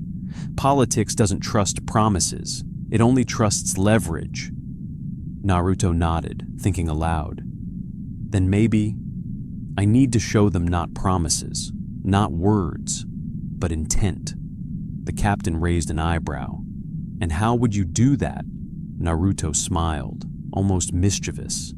"By helping all of them, equally, without choosing." The captain stared at him, startled by the audacity. "You want to protect them before they even ask?" Naruto shook his head. "No, before they can threaten each other," the tactical officer interjected. "Protect them from what? This is a stalemate, not a battle." Naruto looked at the anomaly outside. "Something's coming. They're here too early to fight over it. That means they felt it. They came because they think something valuable will come through. And they're right." The bridge fell into silence. The captain asked carefully, "Naruto, what do you sense?" Naruto closed his eyes. He listened not with ears or chakra alone, but with intuition shaped by years of war and peace. The anomaly hummed with anticipation. It wasn't finished, and something beyond it was watching back. He opened his eyes. Not danger, not yet, but something curious, something powerful, and if it arrives, they'll fight over it, unless they already trust each other. The captain stared. "And you want to create that trust?" Naruto nodded. "I want to give them a reason to stand together," the captain whispered under his breath. "You're trying to do in a day what humanity hasn't done in centuries." Naruto smiled softly. "Dreams don't need time, just effort." The captain finally nodded, resigned to the impossible becoming possible. "Then let's try. If we fail, it won't be because we didn't try to do the right thing." Naruto stepped toward the view screen, looking at the 3 ships circling the anomaly like predators. To unite them, he would have to protect them, not from each other, but from whatever the universe was sending next. The anomaly pulsed again, just once, like a heartbeat echoing across space. The Klingon, Romulan, and Cardassian ships reacted immediately, their sensors flaring, their shields adjusting in paranoia and instinct. None of them fired, but their postures changed, a silent chorus of ships poised for war. The Federation bridge grew tense. Tactical officers hovered near weapon controls, science teams scrambled to interpret readings, and the captain stood motionless, weighing possibilities. Naruto didn't look at the screens. He looked at the crew. They were ready to defend, ready to act, but they were not ready to trust. Naruto inhaled slowly, then turned to the captain. "Let me talk to them." The captain blinked. "You want to address 3 hostile governments simultaneously?" Naruto nodded. I can't ask them to trust each other if I don't trust them first. The captain studied him carefully. If you speak, they'll see you as the anomaly's guardian, not a neutral party. Naruto smiled faintly. Good. That means I'm not theirs. The captain tapped a control on his chair. Open general channel, all ships, audio visual. The view screen split into 3 segments, each showing the face of a commander. A stern Klingon captain growling with contained fury, a Romulan scientist general with calculating eyes, and a Cardassian officer grinning like a man who already assumed victory. The captain stepped aside. Naruto walked into the center of the screen's framing, his posture relaxed but unwavering. The room felt like it was holding its breath. He spoke calmly. I know why you're here. You all see the anomaly as a path, a power, a tool that could change the balance of the galaxy. The Klingon scoffed. You speak as if you understand its worth. Do you intend to claim it for the Federation? Naruto shook his head. No, and I won't let the Federation claim it either. That shocked everyone, even the Federation crew. The Romulan leaned forward. Then do you mean to claim it for yourself? Naruto shrugged slightly. I don't even understand it yet. How can I claim something I don't understand? The Cardassian smiled thinly. Then let us study it, together, under fair supervision. Naruto looked directly at him. You don't want to study it. You want to own the result. The smile vanished. Naruto gestured toward the anomaly behind him. This thing isn't a weapon. It isn't a doorway for domination. It responds to intention. It responds to the choices we make. If anyone tries to control it, they'll delete the choice it's waiting for. The Romulan narrowed his eyes. And how do you know that? Naruto tapped his chest over his heart. Because I've seen this kind of power before. Not in machines, in people. The Klingon snorted. You speak like a monk. Naruto nodded. I've trained like one, but I've fought like a warrior. Peace doesn't mean weakness. It means protecting others without becoming a conqueror. The Klingon stared, uncertain whether to respect him or mock him. Then what do you propose, warrior? Naruto smiled gently. That we protect it together. That idea struck them harder than a weapon. The Romulan frowned. A joint protection agreement without ownership? Impossible. Naruto tilted his head. Only impossible if you believe peace means winning, the Cardassian replied coldly. Peace is the dividing of advantage. If no one wins, everyone loses. Naruto stepped closer to the camera. Peace isn't about balance of power. It's about balance of responsibility. If we're all responsible for protecting it, then we all share the risk. And none of us can exploit it without betraying the others. That silenced the channel. The Klingon finally spoke. And if someone does betray, Naruto's voice went quiet. Then I'll stop them. The words were not a threat. They were a promise, a responsibility he was willing to bear. The bridge crew felt it. The commanders on the screen felt it.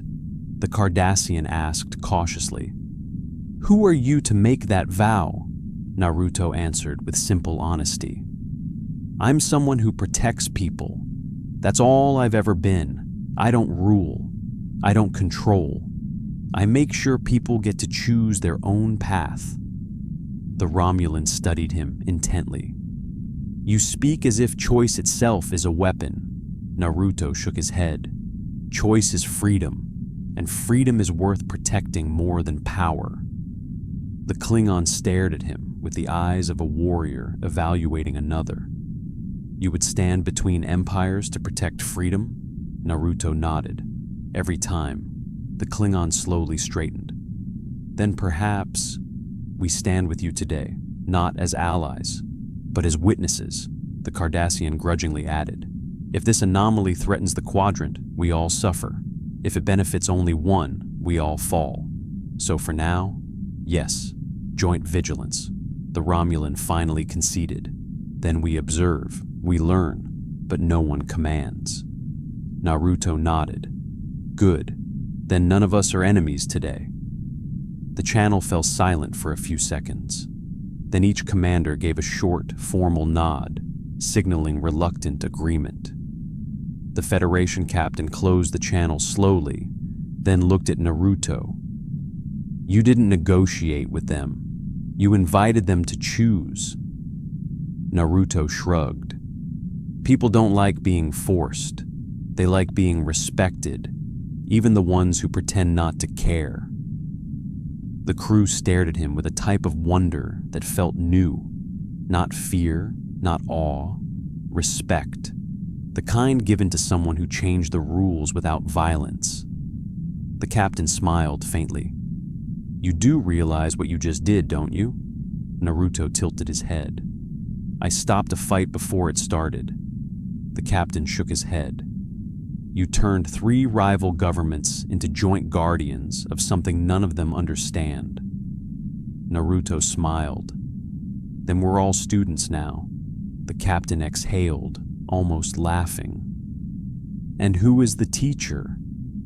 Naruto looked at the swirling anomaly outside the window, glowing faintly with the light of potential.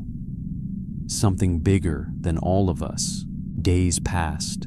The anomaly remained stable, suspended like a question written across space. 3 foreign ships held position around it, not as predators anymore, but as watchers. They did not leave. They did not attack. They simply waited, monitoring every ripple of energy, recording every fluctuation, each faction suspicious yet restrained. The tension was no longer explosive. It was cautious, curious, growing. Naruto stood with his hands in his pockets on the observation deck. Sage mode was inactive, yet he could still feel the anomaly waiting. It wasn't calling him or pushing him away. It was simply present, patient, like a doorway that didn't open until the person knocking truly understood why they wanted to enter. As he watched, he heard footsteps behind him. The Romulan commander, escorted politely by a Federation officer, entered the deck with slow steps. Romulans were known for secrecy, intellect, and distrust. This one was no exception. His eyes were sharp, scanning the room, scanning Naruto. The officer left them alone. The Romulan remained silent for a moment. Naruto waited. Finally, the Romulan spoke. You do not act like a soldier. Naruto smiled. Good. I'm not one. The Romulan tilted his head. You make enemies stand down with words. You convince warriors to observe instead of strike. You present the idea of unity without demanding it. Why? Naruto shrugged lightly. Because forcing peace is just another kind of war. The Romulan studied him with interest. You speak as though war is something you understand intimately. Naruto turned to the stars. I grew up surrounded by war. I fought to end it. Not by killing everyone who disagreed with me, but by making sure people had reasons not to fight anymore. The Romulan gave a slow nod. History shows that those who end war become legends, or tyrants. Naruto looked at him calmly. I don't want to be either. The Romulan's expression shifted slightly, like a crack forming in stone. That is why I do not understand you. Power begs to be used. Influence demands direction. You have both, yet you refuse them. Why? Naruto smiled faintly. Influence should come from inspiration, not from force. Leadership should be chosen, not demanded. The Romulan stared, as though trying to solve a puzzle whose pieces were invisible. Then he said quietly, almost reluctantly, You're dangerous. Naruto blinked. Dangerous? The Romulan nodded. Ideas are more dangerous than weapons. You carry ideas that could destabilize governments, philosophies that undermine control. You speak like a man who expects obedience without asking for it. Naruto chuckled. I don't want obedience. I want understanding. The Romulan narrowed his eyes. That is more dangerous than control. People obey easily. Understanding takes effort. Understanding leads to dissent. Naruto shrugged. Then let them dissent. It means they're thinking for themselves. The Romulan stared hard at him, caught between respect and fear. For a moment, neither spoke. Then the Romulan finally asked a question he couldn't avoid any longer. What are you? Naruto took a slow breath. He wasn't offended. He wasn't confused. He simply answered honestly. I'm someone who learned how to respect what I wanted to protect. The Romulan didn't say anything more. He left the observation deck quietly, his mind clearly troubled, perhaps even shaken. Naruto didn't chase him. Some truths needed time. Later that day, Naruto visited the engineering deck. Klingons were there now, working side by side with Starfleet engineers. Rough, loud voices clashed with calm technical explanations. Arguments erupted every few minutes, followed by laughter or grudging respect. The Klingons argued that brute force stabilizers would strengthen power flow. The Starfleet engineers insisted on precision. Somehow, they improved each other's designs. Naruto smiled as he watched them. Sometimes unity wasn't quiet. Sometimes it was loud and messy, but it was still unity. Then he felt another presence enter the room, the Cardassian representative. He moved like a predator, smooth and calculating, sharper with every gesture. He approached Naruto with a smile that never reached his eyes. You've certainly made an impression, he said. Naruto looked at him without judgment. Do you think that's good or bad? The Cardassian shrugged. That depends. You've made cooperation look appealing. That threatens those who profit from control. You've given people a choice. That frightens those who rely on manipulation. Naruto nodded. Then maybe that fear will make them change. The Cardassian stepped closer. Or it might make them remove you before you change too much. Naruto raised an eyebrow. You think someone would try that? The Cardassian smiled without warmth. Someone always tries. Political deaths are quiet, convenient, easy to disguise. Naruto held his gaze steadily. Then I'll have to make sure no one thinks removing me solves anything. The Cardassian's expression shifted slightly, as though he hadn't expected such a direct answer. You don't fear death? Naruto shook his head. I fear failing to protect what matters. That's all. The Cardassian scrutinized him like a strategist studying a new kind of weapon. He spoke softly. You are not useful to anyone who wants control, and that makes you a problem they cannot afford to ignore. Naruto nodded calmly. Then I'll just have to teach them they don't need control. The Cardassian laughed quietly. You really believe that? Naruto smiled. I've seen it happen. As night cycles passed on the ship, Naruto left engineering and returned to his quarters. He sat on the bed, staring at the walls silently. He felt no fear. He wasn't worried about assassination, politics, or manipulation. He had faced gods, beasts, and wars of ideals before. This was just another battlefield, one where the weapons were beliefs, choices, and consequences. He closed his eyes and whispered to himself, protect everyone. Don't let anyone use power to take away choice. The anomaly pulsed softly outside, as if responding to his resolve. Naruto wasn't trying to change a galaxy.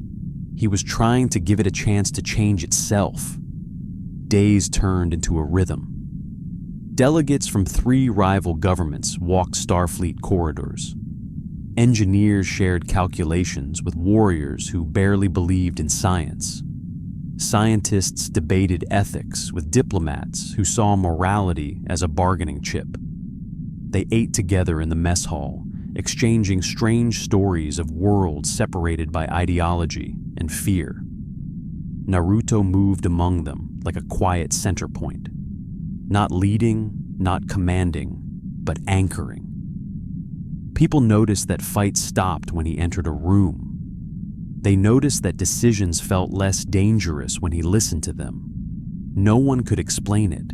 He didn't use power. He didn't give orders. He didn't preach. He simply respected everyone who stood before him.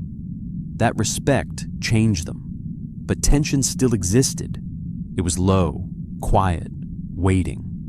Naruto felt it building like pressure behind stone. Every day they worked together, they also waited to see who would betray first. Not because they wanted to betray, but because they assumed someone else would. Trust is heavy when no one is used to carrying it. Then it happened. A disturbance in the anomaly. A sharp pulse.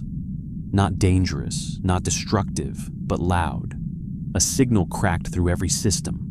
Sensors glitched, lights wavered, communications cut out for 3 full seconds. When systems recovered, something appeared on the view screen. Not a ship, not a weapon, a fragment, a shard of something. A piece of matter spinning slowly, drifting out of the anomaly. Small enough to be harmless, yet important enough to draw every eye on the bridge. It looked like metal, but it was too smooth, too organic, too shaped by something other than industry. Its surface reflected light like polished stone and living skin combined. Naruto felt a ripple from it, a faint hum like Chakra's distant cousin.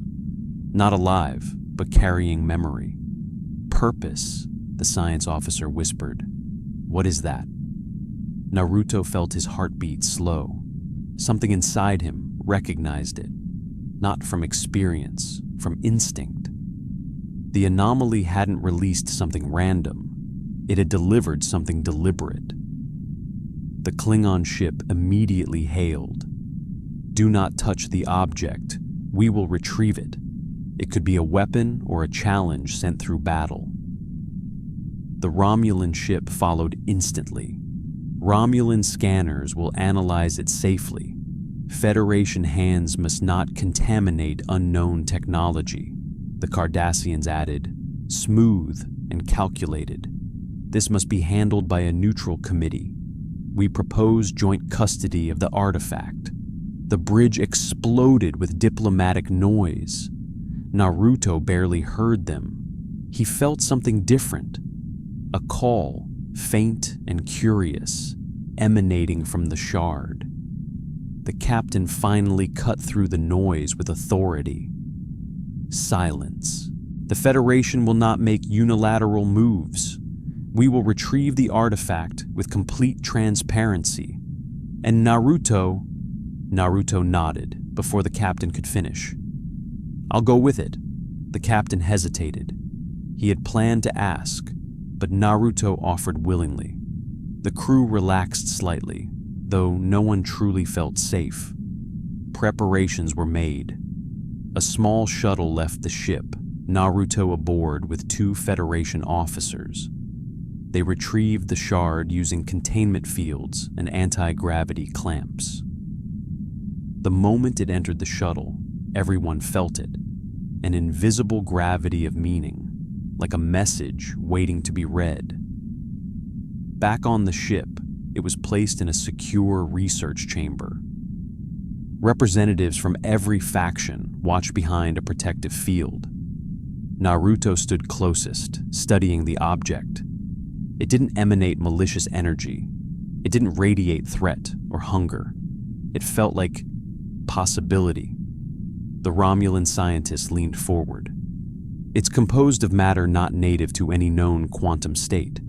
It appears designed, but not built, formed, but not manufactured. The Klingon squinted. It resembles a ceremonial artifact, a challenge token, a test, the Cardassian murmured, or a lure, a key without a lock. Naruto touched the containment field gently, just to feel the shard's presence. It pulsed faintly, responding to intention like the anomaly had. He whispered, "It's not meant to be owned." The Romulan frowned. "What is it meant for then?" Naruto turned to the group slowly. "To see who can agree on what to do with it." The Klingon scoffed. "A trial of cooperation?" The Cardassian scoffed right back. "Trials are for primitive cultures. This is strategy." Naruto stared at the shard again. "Then why does it respond to intention?" Silence fell. He wasn't theorizing. He was understanding. The shard vibrated slightly when people argued. It calmed when people listened. It was reacting to potential conflict. Naruto breathed deeply. "It's observing us." The Romulan's expression shifted from skepticism to realization. "It's testing our behavior." The Cardassian smile faded as he whispered, "A weapon that chooses how to be used." The Klingon stared at it, jaw tight. "Or an ally that chooses its champion." Naruto shook his head. "It doesn't want a champion. It wants honesty." The representative stared at him. Naruto clarified, "The anomaly in this shard don't care about strength, or cleverness, or advantage. They respond to intention. They respond to whether we want power or peace." The Klingon grunted. "How does one show peace to an object?" Naruto's answer was simple: by not trying to own it. That idea hit the room like a blow. Governments were built on possession. Alliances were built on leverage. Militaries existed to seize advantage. Naruto stepped back. "If it stays here, then we leave it here. Untouched, transparent, open to everyone, but controlled by no one." The Romulan frowned. "Transparency invites sabotage." Naruto nodded. "Then we'll protect it together, but no one gets to use it. No experiments without unanimous consent. No research without shared access. No secrets." The Cardassian scoffed. "No secrecy? Impossible." Naruto smiled slightly. "Then we learn. We don't dominate. We don't weaponize. We study only to understand, not to own." The Klingon spoke slowly. "You propose a coalition without rulers, only guardians." Naruto nodded. "Exactly. This shard is the first thing we protect together, not because it gives us power, but because it might show us how to use power responsibly." The room went still, not out of agreement, out of bewilderment. The Cardassian finally asked, "And who decides if someone violates those rules?" Naruto looked at him calmly. "Everyone does." Then he added, his voice quietly steel, "And I'll make sure they don't forget that." The message was not a threat. It was a promise of accountability, not leadership. Accountability. The shard pulsed once, faintly, as if approving the decision. Naruto knew then. This was only the beginning. The anomaly hadn't brought a weapon. It had brought a mirror. The chamber grew quiet after the shard pulsed, as though the entire ship was holding its breath. The delegates stared at it, unsettled for reasons they couldn't explain. The pulse hadn't been threatening. It hadn't radiated power or fear. It had simply acknowledged something, not as reward, but as recognition. The captain dismissed the official observers. The delegates were escorted away to file their reports, prepare counter-arguments, or secretly rethink their positions. Only Naruto stayed behind, watching the shard through the containment field. Its surface reflected him in distorted shapes, like a mirror that showed more than his face. Naruto whispered to the empty room. "You're not trying to trick us, are you?" There was no answer, but he felt something like a question lingering in silence. Not words, a feeling. "Are you?" He closed his eyes and breathed slowly. The truth was uncomfortable. Since arriving in this universe, he had been trying to solve problems his way, trying to help these people learn to trust, trying to show them that peace didn't need to be earned through fear. But he hadn't asked if they wanted his help. He hadn't asked if his idea of cooperation matched theirs. Maybe he had been forcing an answer without listening. He opened his eyes. He didn't fear the shard. He feared failing to understand it. A voice came from behind him. Thinking about talking to it again? Naruto smiled faintly. Data walked into the chamber, hands behind his back, eyes studying every detail of the artifact. Naruto shrugged. "Kind of. It's weird, I know, but it feels like it's listening, maybe even learning." Data nodded. "Your intuition appears consistent with the anomaly's behavior pattern. It reacts to intention, not action. The shard seems constructed from the same phenomenon." Naruto sighed. "When I was a kid, I made everyone notice me by yelling, by fighting, by showing off. I thought that if I made enough noise, they'd finally see me. Eventually they did, but not because I yelled. They saw me because I started seeing them first." Data processed the statement with mechanical precision, yet his voice softened. "You believe that the anomaly will respond not to dominance, but to mutual understanding." Naruto laughed a little. "Something like that. If someone tries to use it like a weapon, it will react badly. If someone tries to protect it for selfish reasons, it will react badly. If someone tries to understand it only to gain control, it will react badly." Data tilted his head. "That presents a paradox. Any attempt to use the shard ethically could still be a form of control. Even protecting it altruistically requires a decision of stewardship, which is still a form of ownership." Naruto nodded. "Exactly. That's why no one gets to own it alone, not even the Federation." Data stared at the shard again. "And you believe people can agree on such a principle?" Naruto scratched the back of his head. "Not really, but I think they can grow into it, slowly, together." Data studied Naruto for a long moment. "You have an unusual perspective.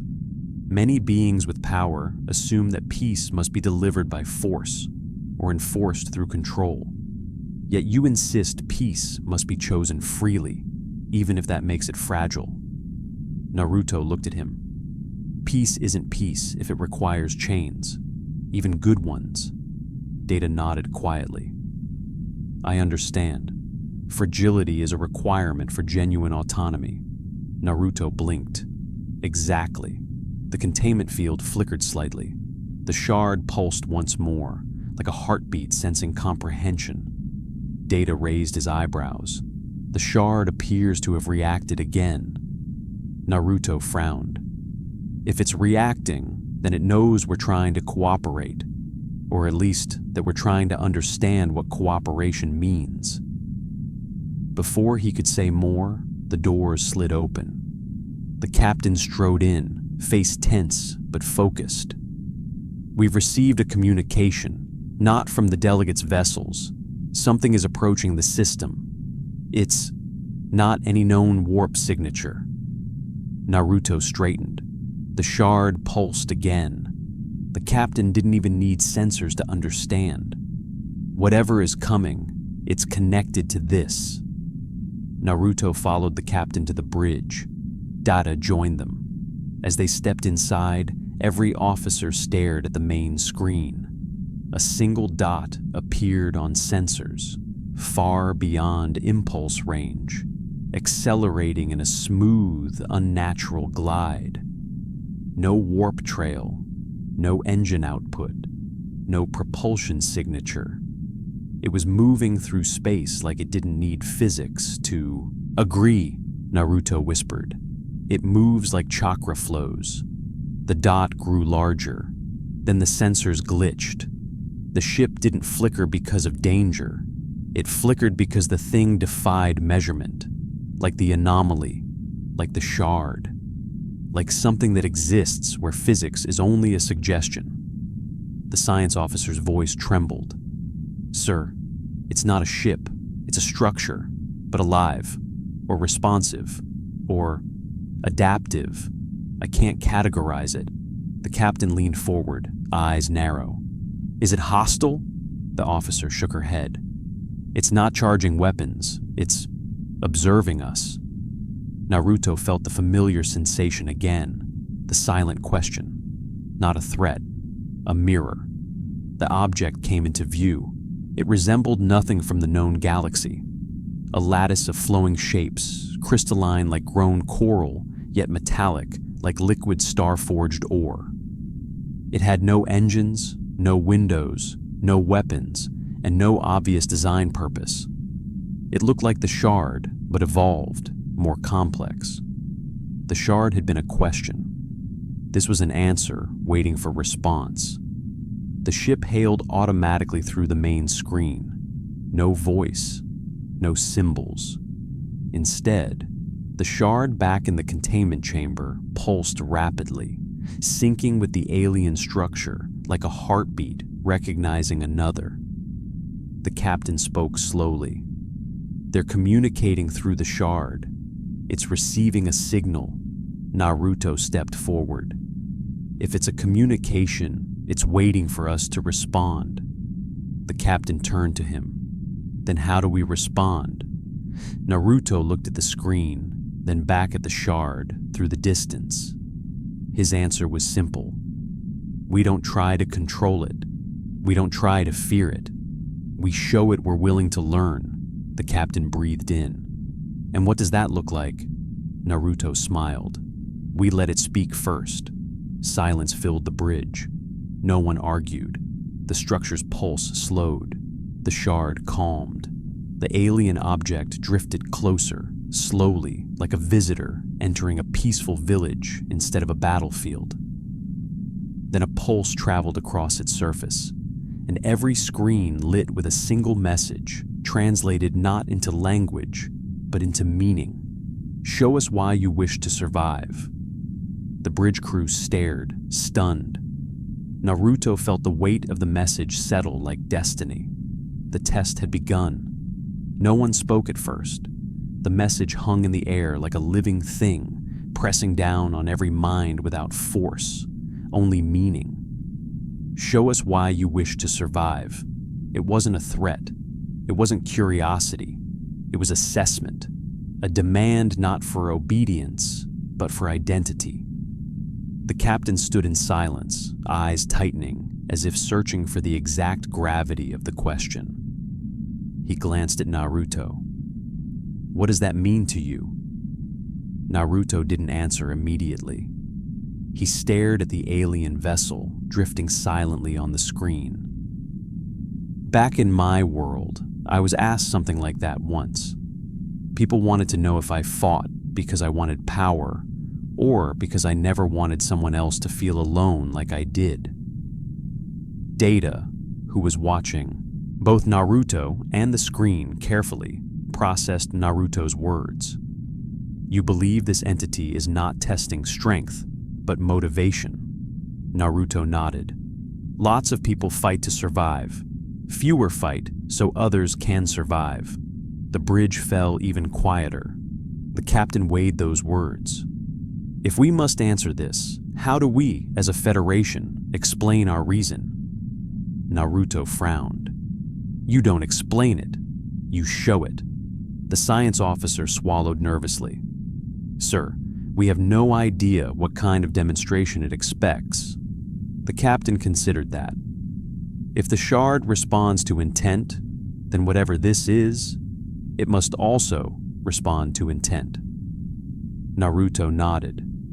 You don't need to prove that you're strong. You need to prove that you care about surviving together, not by conquering, not by outlasting everyone else, just by choosing to live without harming others. The captain turned back to the screen. Then what do we do? Naruto stepped closer. First, we don't act afraid. If we panic, they'll think we believe survival is a battle. If we get aggressive, they'll think survival means winning. If we get selfish, they'll think survival means protecting only ourselves. So, we live. Without fear, without force, without bargaining. The captain exhaled. Live while being observed. In that moment, Naruto remembered every time someone judged him before knowing him. He remembered trying to prove himself with shouting and strength. He remembered failing until he stopped trying to impress and simply decided to be himself. Maybe that's all this was. The alien structure did nothing. It waited. The shard sat quietly, pulsing like a watchful eye. Hours passed. The delegates returned to the bridge, demanding information. Reports flew between ships. The Klingons asked if the object challenged them. The Cardassians asked if it threatened borders. The Romulans asked if it offered advantage. The captain answered them all the same way. It is waiting, and so are we, delegates protested. They wanted action. They wanted analysis. They wanted leverage. Naruto watched them all, feeling something familiar. Fear pretending to be strategy. Anxiety pretending to be logic. Paranoia pretending to be caution. He stepped forward. If this thing forced us to fight or explain ourselves, we'd be trapped. By making us wait, it's forcing us to reveal who we really are when nothing pushes us. The Cardassian sneered. Waiting reveals nothing but weakness. Naruto shook his head. No, waiting reveals honesty. When you stop trying to impress or intimidate, you start showing who you really are. The Klingon crossed his arms. Then you believe that whatever we do next will prove our worth? Naruto nodded. Yeah, even if it's doing nothing, especially if it's doing nothing. The Romulan narrowed his eyes. And if someone tries to act selfishly, Naruto answered without hesitation, then this test will show whether the rest of us stop them or let fear control us. The alien vessel outside flickered faintly, as if reacting to conflict itself. The captain quickly ended the meeting. No decisions will be made in secret. All discussions will be transparent, shared with all parties, and recorded. We will face this test openly. The delegates reluctantly agreed. The meeting dissolved. That night, the ship's halls were quieter than usual. Crew members whispered. Citizens among the liberated drones murmured uneasily. No one slept easily, except Naruto. He sat cross-legged in the center of the ship's observation lounge, eyes half closed, breathing slowly. He didn't meditate like a Vulcan. He didn't attempt to suppress emotion. He let emotion exist freely. Fear, wonder, tension, curiosity, all flowing around him like leaves in wind. He listened to them. He let them settle naturally. The doors opened quietly. Data stepped in. You are calm. Naruto smiled without opening his eyes. Not really. I'm just letting myself feel scared without letting it trap me. Data approached him curiously. You believe acknowledging fear is necessary to prevent irrational action. In my world, people who pretend they're fearless are the ones who panic fastest. They don't know what to do when fear finally hits. They lash out. Data's eyes moved briefly to the window, where the alien vessel still hovered, patient and unreadable. Do you believe this entity understands fear? Naruto opened his eyes and stared at the quiet stars. I don't think it cares about fear. I think it cares about what you do next. whether fear makes you protect each other or abandon each other, whether survival means cooperation or sacrifice. Data nodded. The difference between living because you deserve to and living because you tried to deserve to. Naruto chuckled. Something like that. Footsteps approached again. The captain entered the lounge. He studied Naruto for a moment, then spoke quietly. We just received a message from the Romulan vessel. They are pressuring the others to abandon cooperation. They believe the artifact and the new entity should be seized through force before someone else does so first. Naruto stood up slowly. The test is working. The captain didn't look reassured. And what happens if they choose force? Naruto's expression grew serious. Then we show them another choice, not by overpowering them, not by beating them to submission, but by making it impossible for them to pretend they don't understand peace. The captain exhaled. If this test is meant to prove worth, then what are we proving? Naruto answered softly. That survival isn't asking who wins. It's asking who stands together. On the screen, the alien vessel pulsed once more, subtle and watching. The test had begun, but the real test hadn't even started. It wasn't about responding to the entity. It was about responding to each other. The next choice would decide everything. Conflict began quietly. Not with weapons, not with threats, but with whispers. The Romulan ship sent encrypted messages to the Klingon warship. The Cardassians began to subtly reposition their vessel closer to the anomaly, as if innocent proximity could later be defended as coincidence. Even aboard the Federation ship, the delegates paced like caged strategists trying to solve a puzzle with lies instead of truth. Naruto watched it unfold through intuition rather than sight. He didn't need to read transmissions, listen to officers, or interpret subtle maneuvers. Fear always followed the same patterns. People who didn't understand something wanted to control it. People who feared others wanted to seize advantage before someone else seized it first. Survival became a contest, a race. And that's exactly what the anomaly seemed to be waiting for, whether they would race or choose not to. The captain stepped onto the bridge, visibly tense. He faced the view screen, where 3 ships slowly tightened formation around the shard's location. Not openly hostile, just closer. Closer in a way that could later be called defensive. He turned to Naruto. They're preparing for escalation without saying it. Soon, someone will act. Naruto nodded calmly. Then we act first. The captain's brow furrowed. You mean we show force? Naruto shook his head. No, we show trust. The crew nearly froze. Tactical officers turned toward Naruto with disbelief. The captain's eyes widened. Trust? Now? Naruto stepped forward, speaking with quiet confidence. If they think we're preparing to fight, they'll fight. If they think we're stalling to gain advantage, they'll try to outmaneuver. If they think we're trying to protect the anomaly alone, they'll attack. So we show them we're not afraid. We show them we're willing to give up advantage. The captain swallowed. What do you propose? Naruto pointed to the open space between all 4 ships, a neutral zone where nothing existed except starlight and the possibility of cooperation. Move the artifact there. The bridge erupted in protest. Weapons officer, that's suicide. Whoever controls the zone controls the shard. Operations officer, that space is undefended. Science officer, we can't guarantee containment stability outside the ship. The captain didn't shout them down.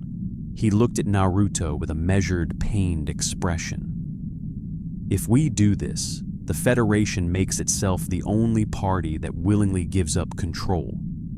You're asking us to surrender the strategic high ground. Naruto nodded. Yes, because someone has to take the first step. Someone has to choose vulnerability before the test becomes a war. The captain whispered, "And you believe this is the answer?" Naruto smiled softly. "I believe it's the only answer that shows why we deserve to survive without fighting for it." The captain closed his eyes for a moment. When he opened them again, the decision was made. Helm, prepare navigation coordinates for neutral placement. Engineering, initiate external containment protocols. All communication officers, notify other vessels of our action immediately. He turned back to Naruto. "And you'll go with it?"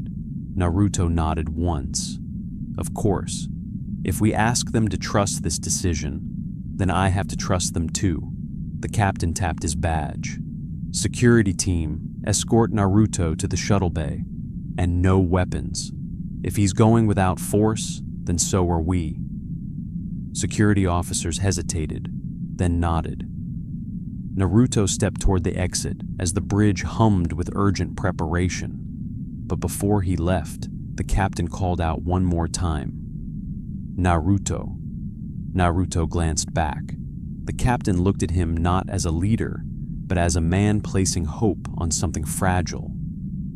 "If someone fires on you," Naruto answered gently, "then I'll protect them anyway." The captain didn't ask who them meant, Naruto or everyone else. He just nodded. As Naruto and the unarmed escort descended through the ship, people stared, some in awe, some in fear, some in confusion, a few in quiet admiration. He passed engineers, doctors, ambassadors, crewmen, people from societies who had been enemies an hour ago. Now they all held the same question in their eyes. Can we trust this? Naruto didn't answer them. He didn't need to. Trust was not something you talked into existence. It was something you showed. In the shuttle bay, engineers finished building an external containment system designed for vacuum exposure. The shard was placed inside, glowing faintly like a small star waiting for night. Naruto stepped onto the platform, his chakra calm, not flaring, not radiating power. The final lock sealed. A Romulan transmission crackled over comms. "Federation craft, what are you doing?" The captain answered from the bridge, not defensively, not with dramatic flair, simply with truth. "We are surrendering exclusive access. The artifact belongs to no one. We will protect it together, or not at all." Klingon channels followed immediately. "Are you mad? Do you invite dishonor?" The captain responded. "There is no honor in claiming what belongs to all of us." The Cardassian channel hissed with skepticism.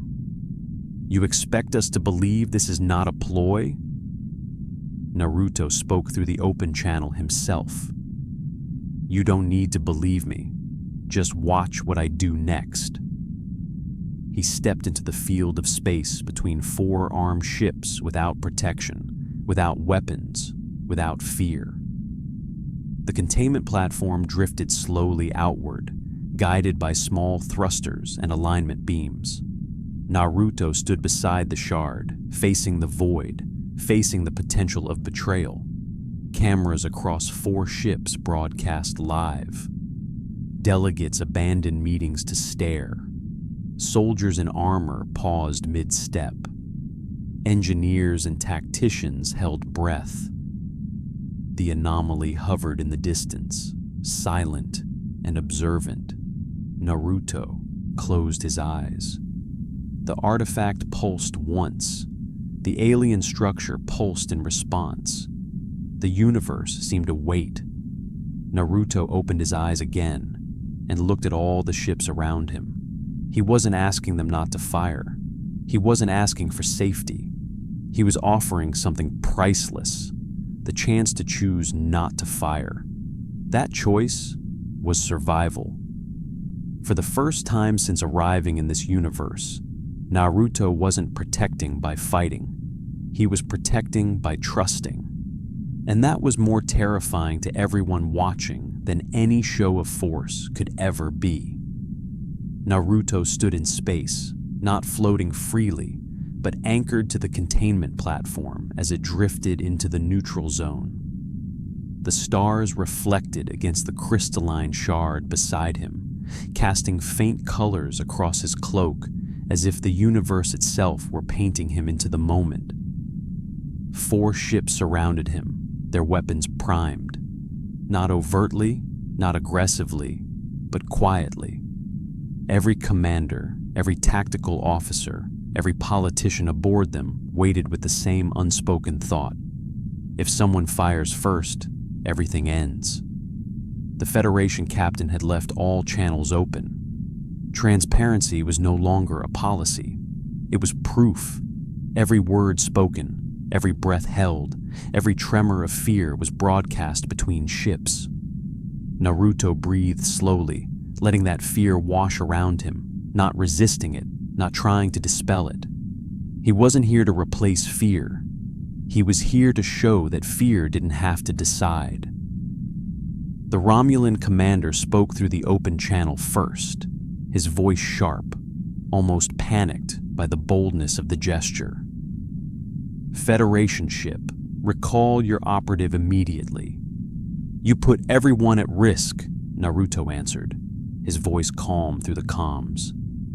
"If my presence is dangerous, then it's only because you want something you shouldn't take," the Cardassian officer cut in. "That artifact could destabilize governments. It could shift balance. If tampered with, it could—" Naruto interrupted softly. "That's why no one should tamper with it," the Klingon captain growled. "Then why hold it in the open? Why not destroy it outright?" Naruto closed his eyes for a moment and spoke as though remembering someone. "Because destroying something just because it might be abused isn't strength. It's fear pretending to be wisdom." The Klingon fell silent. The Federation captain added quietly, reinforcing Naruto's message. "We either protect it together or destroy it together. If we do either one alone, we fail this test before it even begins," the Cardassian murmured. "Test. You believe this entity expects a demonstration." Naruto opened his eyes, looking at the alien structure in the distance. It didn't move, yet he could feel it waiting, not for action, but for meaning. "I don't think they care about what we do. I think they care why we do it." The Romulan commander scoffed. "Philosophy won't protect us if that thing decides to destroy us." Naruto smiled faintly. "Maybe it's not trying to destroy anyone. Maybe it's trying to decide if we destroy ourselves." Those words hit every vessel, hard. The Cardassian suddenly sounded different, less suspicious, more human. "And if we choose wrong?" Naruto turned his gaze slowly to the artifact beside him, his voice almost a whisper. "Then we weren't ready to survive anyway." Silence followed. Not the silence of speechlessness, silence of forced self-reflection. The delegates aboard each ship looked at each other. For the first time, not wondering how to win, wondering whether they deserved to. Suddenly, the anomaly pulsed. A wave of energy rippled outward, not forceful, not destabilizing. A gentle wave that touched each ship like a whisper across the hull. Lights flickered, scanners spiked with unreadable data, communication bands shimmered with interference, but nothing harmful happened. Instead, a signal began to transmit. Not words, not sound, emotion. The bridge crews felt it. So did Naruto. It wasn't intimidation or threat. It was a feeling that forced every heart to confront itself. A feeling of being observed for what they truly believed. No secrets, no manipulation, no patriotism, just honesty. The Klingon captain gripped his chair, breathing sharply. A warrior fights for honor, but honor is meaningless if it comes from fear of defeat. The Romulan commander clenched his jaw. Intelligence means nothing if it only serves paranoia. The Cardassian officer whispered to himself. Control doesn't create order, it only cages it. On the Federation bridge, the captain stood straighter, as if seeing something he had always believed, but never fully lived. Survival isn't victory. Survival is responsibility. The alien structure pulsed again. Naruto felt it deeper than the others. Something in the energy resonated with his chakra, not blending, not synchronizing, but acknowledging, not as a superior, not as a follower, as someone who understood. The structure drifted forward slightly, slow, deliberate. It stopped directly above the containment platform, casting Naruto and the shard in its shadow. The energy subdued. Then the shard began to dissolve, not breaking apart, not vanishing, but transforming. It turned to light. A tiny cluster of luminescent particles floated upward, merging with the alien structure. The structure responded with a low, resonant pulse. And then, it projected something outward, not a message, not a weapon, a vision, visible only to sensors, to minds. Naruto saw two possible futures. One where the quadrant united not by alliance, not by control, but by shared responsibility. A fragile peace that required constant effort, mutual sacrifice, and honesty. A peace that demanded maturity. The other future showed every faction trying to seize the anomaly. That world burned slowly, not from war, but from the consequences of mistrust. Governments fractured, civilizations withered. The galaxy rotted into quiet decay. Both futures were possible, neither was guaranteed. Then the vision faded, and a new sensation emerged, directed not at governments, not at ships, but at Naruto alone. The entity asked him, without words, "Will you help them choose?" Naruto whispered softly. Yes. The structure pulsed once more, then retreated slowly from the anomaly, as if concluding its observation.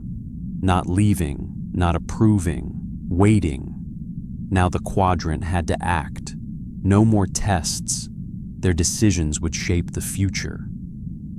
Naruto looked toward the ships surrounding him. He hadn't saved anything. He had merely forced a choice.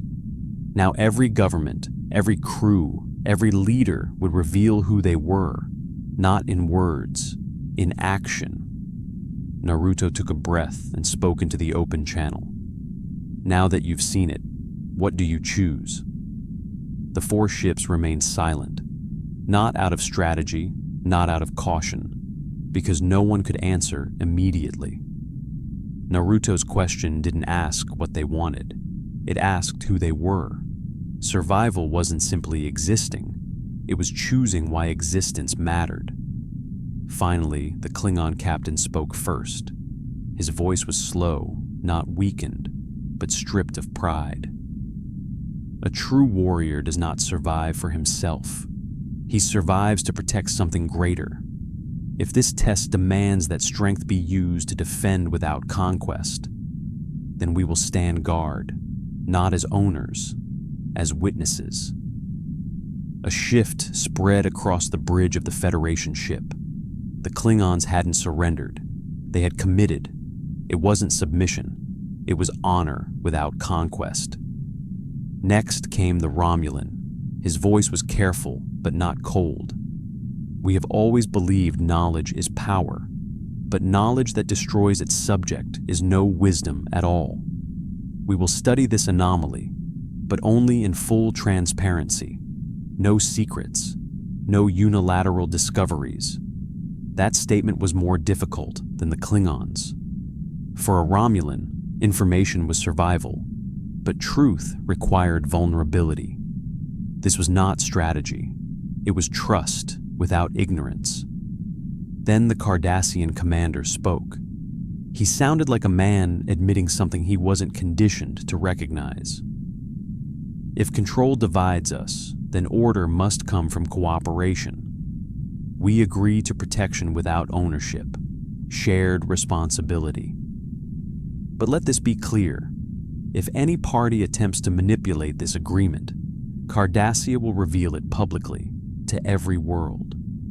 That was their version of trust, oversight, vigilance, accountability. Not faith, but honesty. They would protect peace by exposing deceit rather than seizing advantage. It was the only way they knew how to be honest, and it was enough.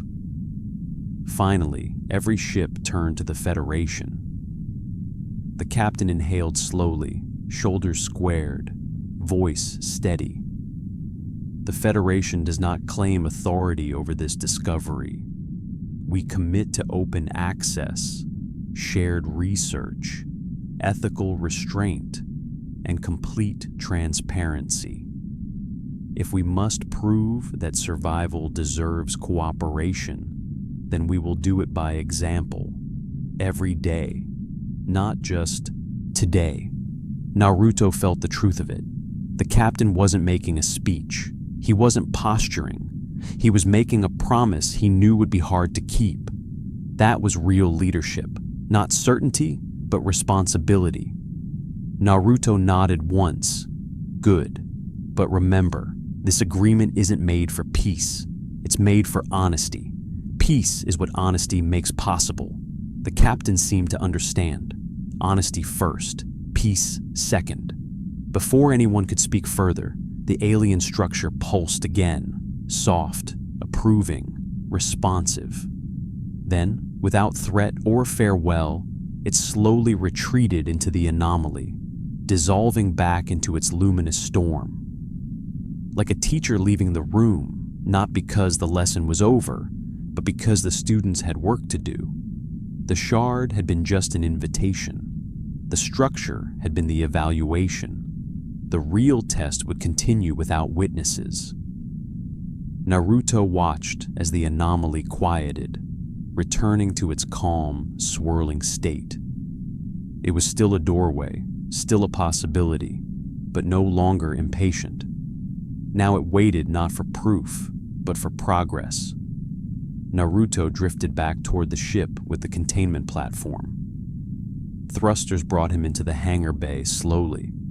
Crew members crowded balconies and railings, watching him return, not as a savior, not as a hero, but as someone who had trusted them enough to risk everything.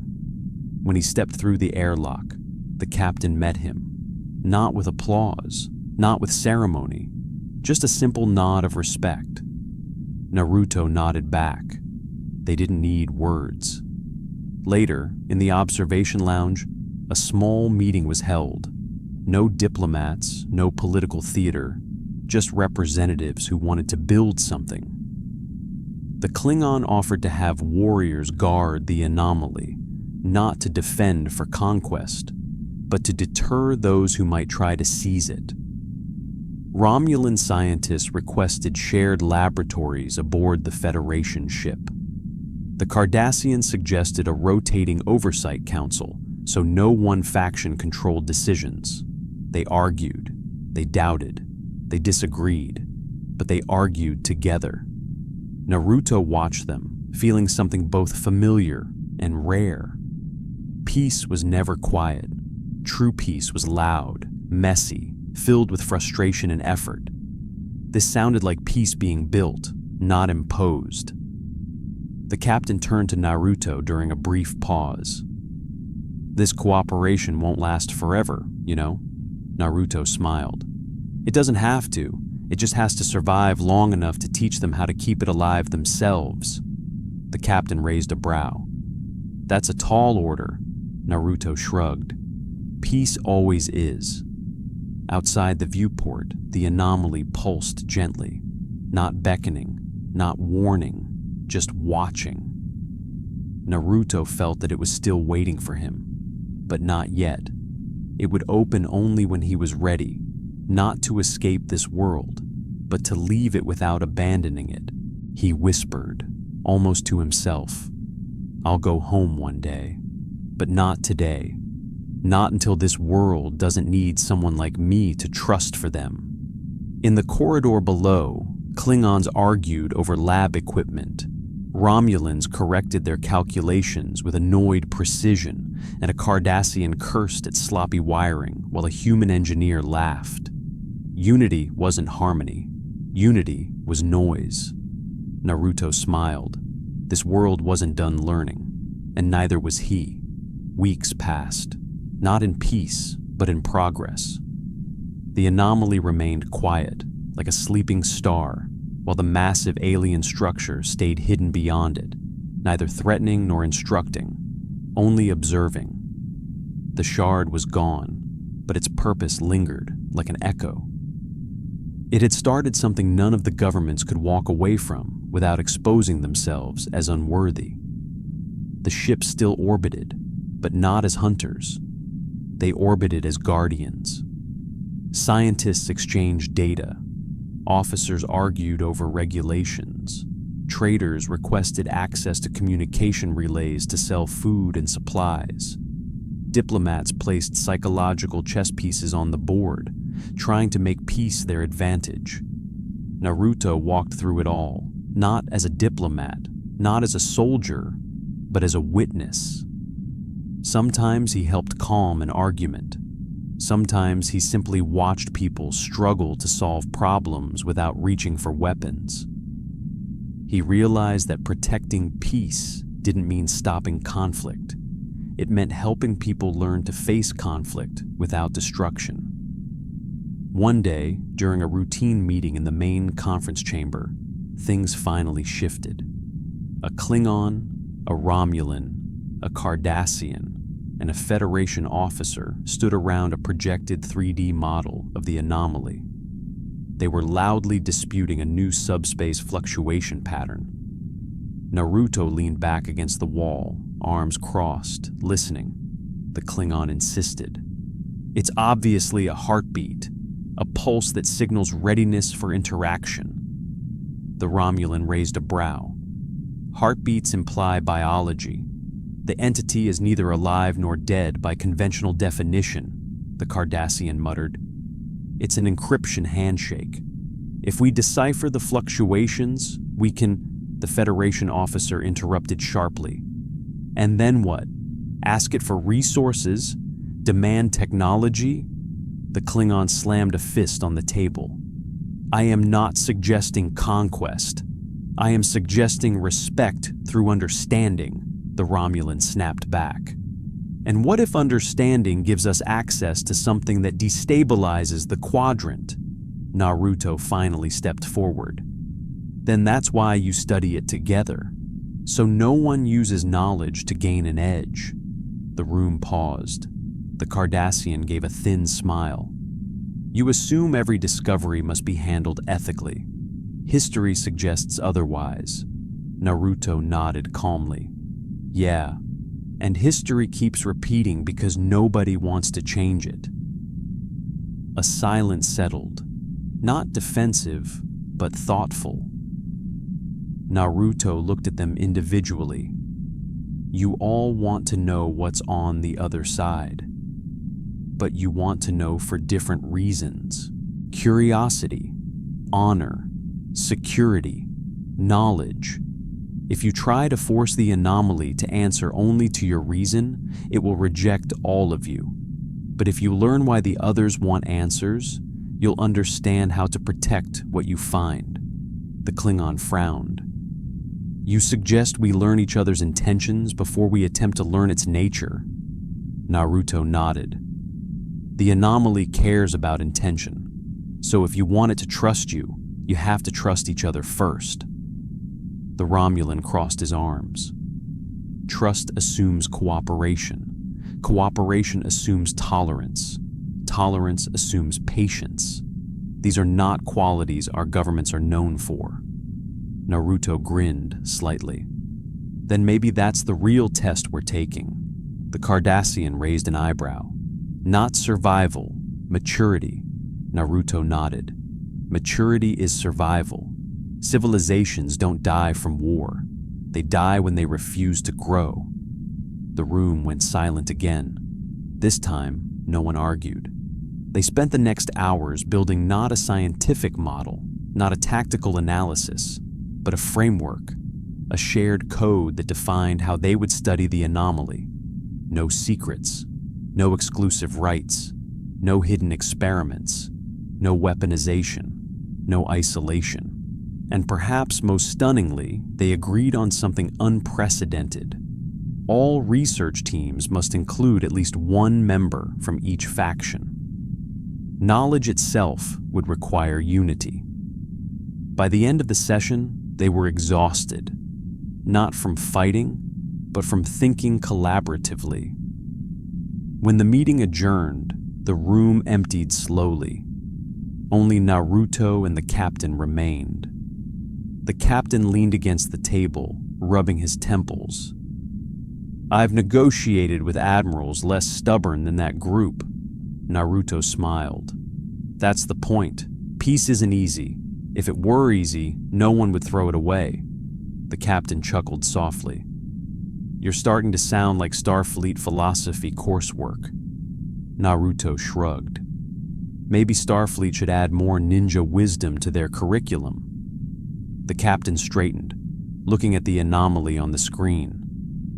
"You know they'll still try to manipulate this. They'll push limits, exploit loopholes, test boundaries." Naruto nodded. "That's how trust grows, not by pretending people won't mess up, but by holding them accountable when they do." The captain sighed. "I hope the galaxy is ready for accountability." Naruto stared at the swirling anomaly. "If it isn't, then it won't survive the next test." The captain turned to him sharply. "Next test?" Naruto's voice was quiet, certain. This wasn't the test. This was preparation. The real test is coming. As if in answer, the anomaly pulsed faintly, once. Naruto felt it deep in his bones, not as danger, as inevitability. The captain asked slowly, "Do you know what it will be?" Naruto shook his head. "No, but whatever it is, it won't test science, or diplomacy, or technology. It will test who we are, as people, as worlds, as allies."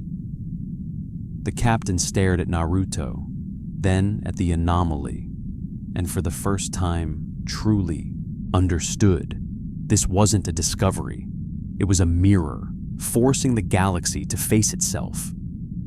Naruto turned to leave. The captain called after him. "Naruto, when the real test comes, will you stay?" Naruto paused at the doorway. His voice was steady. "Until this world can stand on its own without someone like me?" "Yes." He left the room quietly. The anomaly pulsed again, as if hearing him. The future waited. Time passed. Not long, but long enough for the galaxy to feel the weight of patience.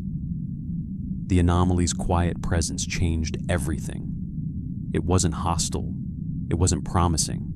It simply existed with intention.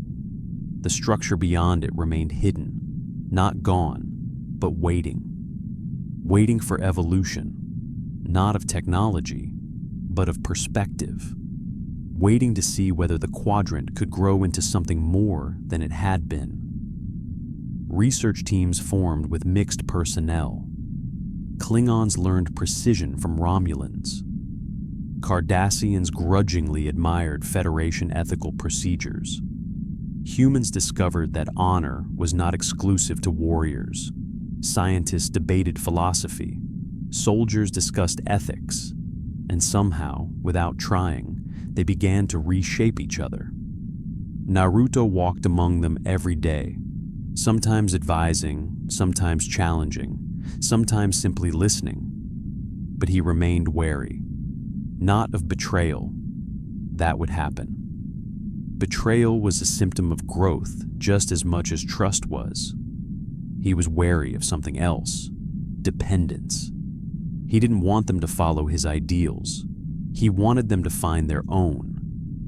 Starfleet began recommending Naruto as a mediator in disputes between factions. Romulan scholars sought his perspective privately.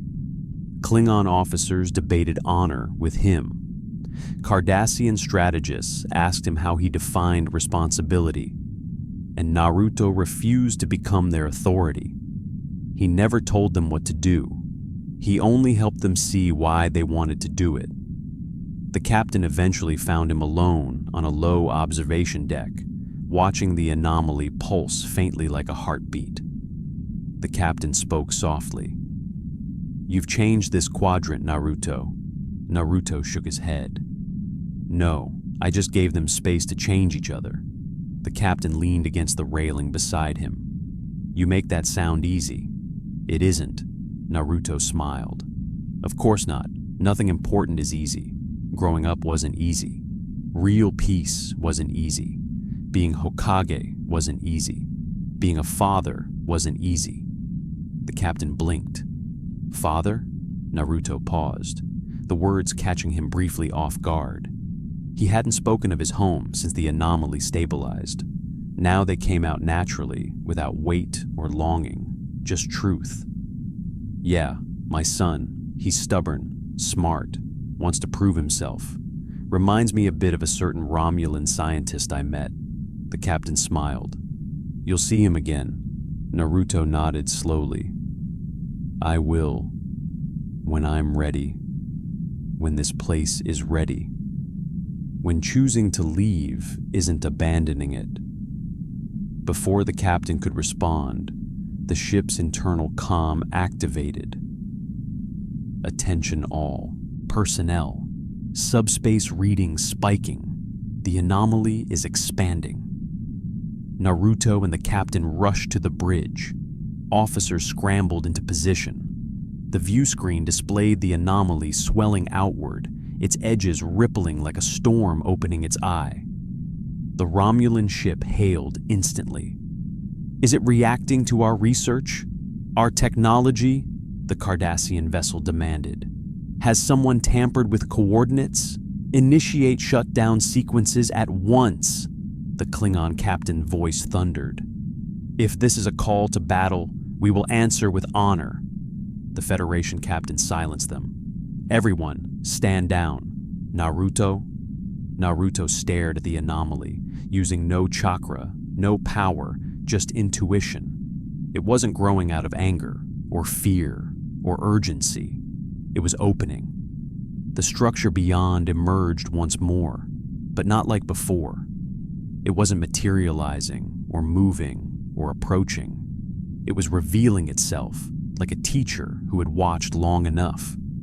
The alien structure pulsed with slow, strong certainty. Then something new happened.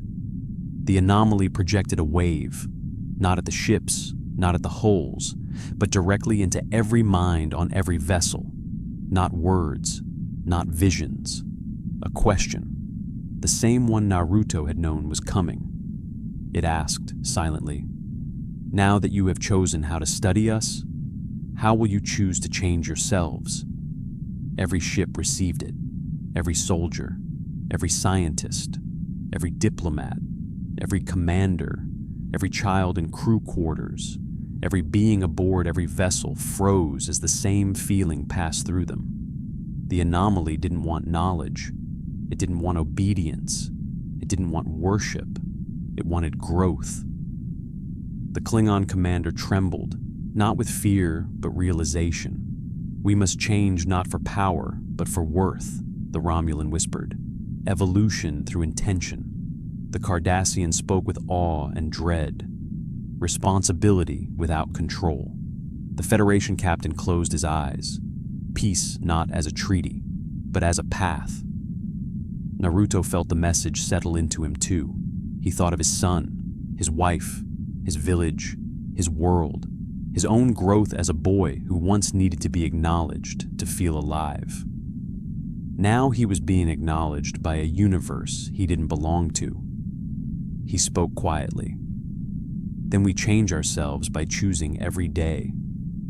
Not because we're afraid, not because we're watched, but because we want to be better. As if in answer, the anomaly pulsed gently. The test wasn't about governments. It wasn't about technology. It wasn't about who controlled the future. It was about who became worthy of one. Naruto turned to the captain. This isn't about what we can learn. It's about who we can become. The captain nodded. Then the real work begins now. Naruto looked once more at the anomaly, glowing like a door waiting to open for the right person at the right time. Not yet, but soon. He whispered quietly to the universe beyond it. I'll be ready when they are. The anomaly pulsed again, softly. It understood. Naruto smiled, sensing not departure, but purpose, not escape, but choice, not farewell, but potential.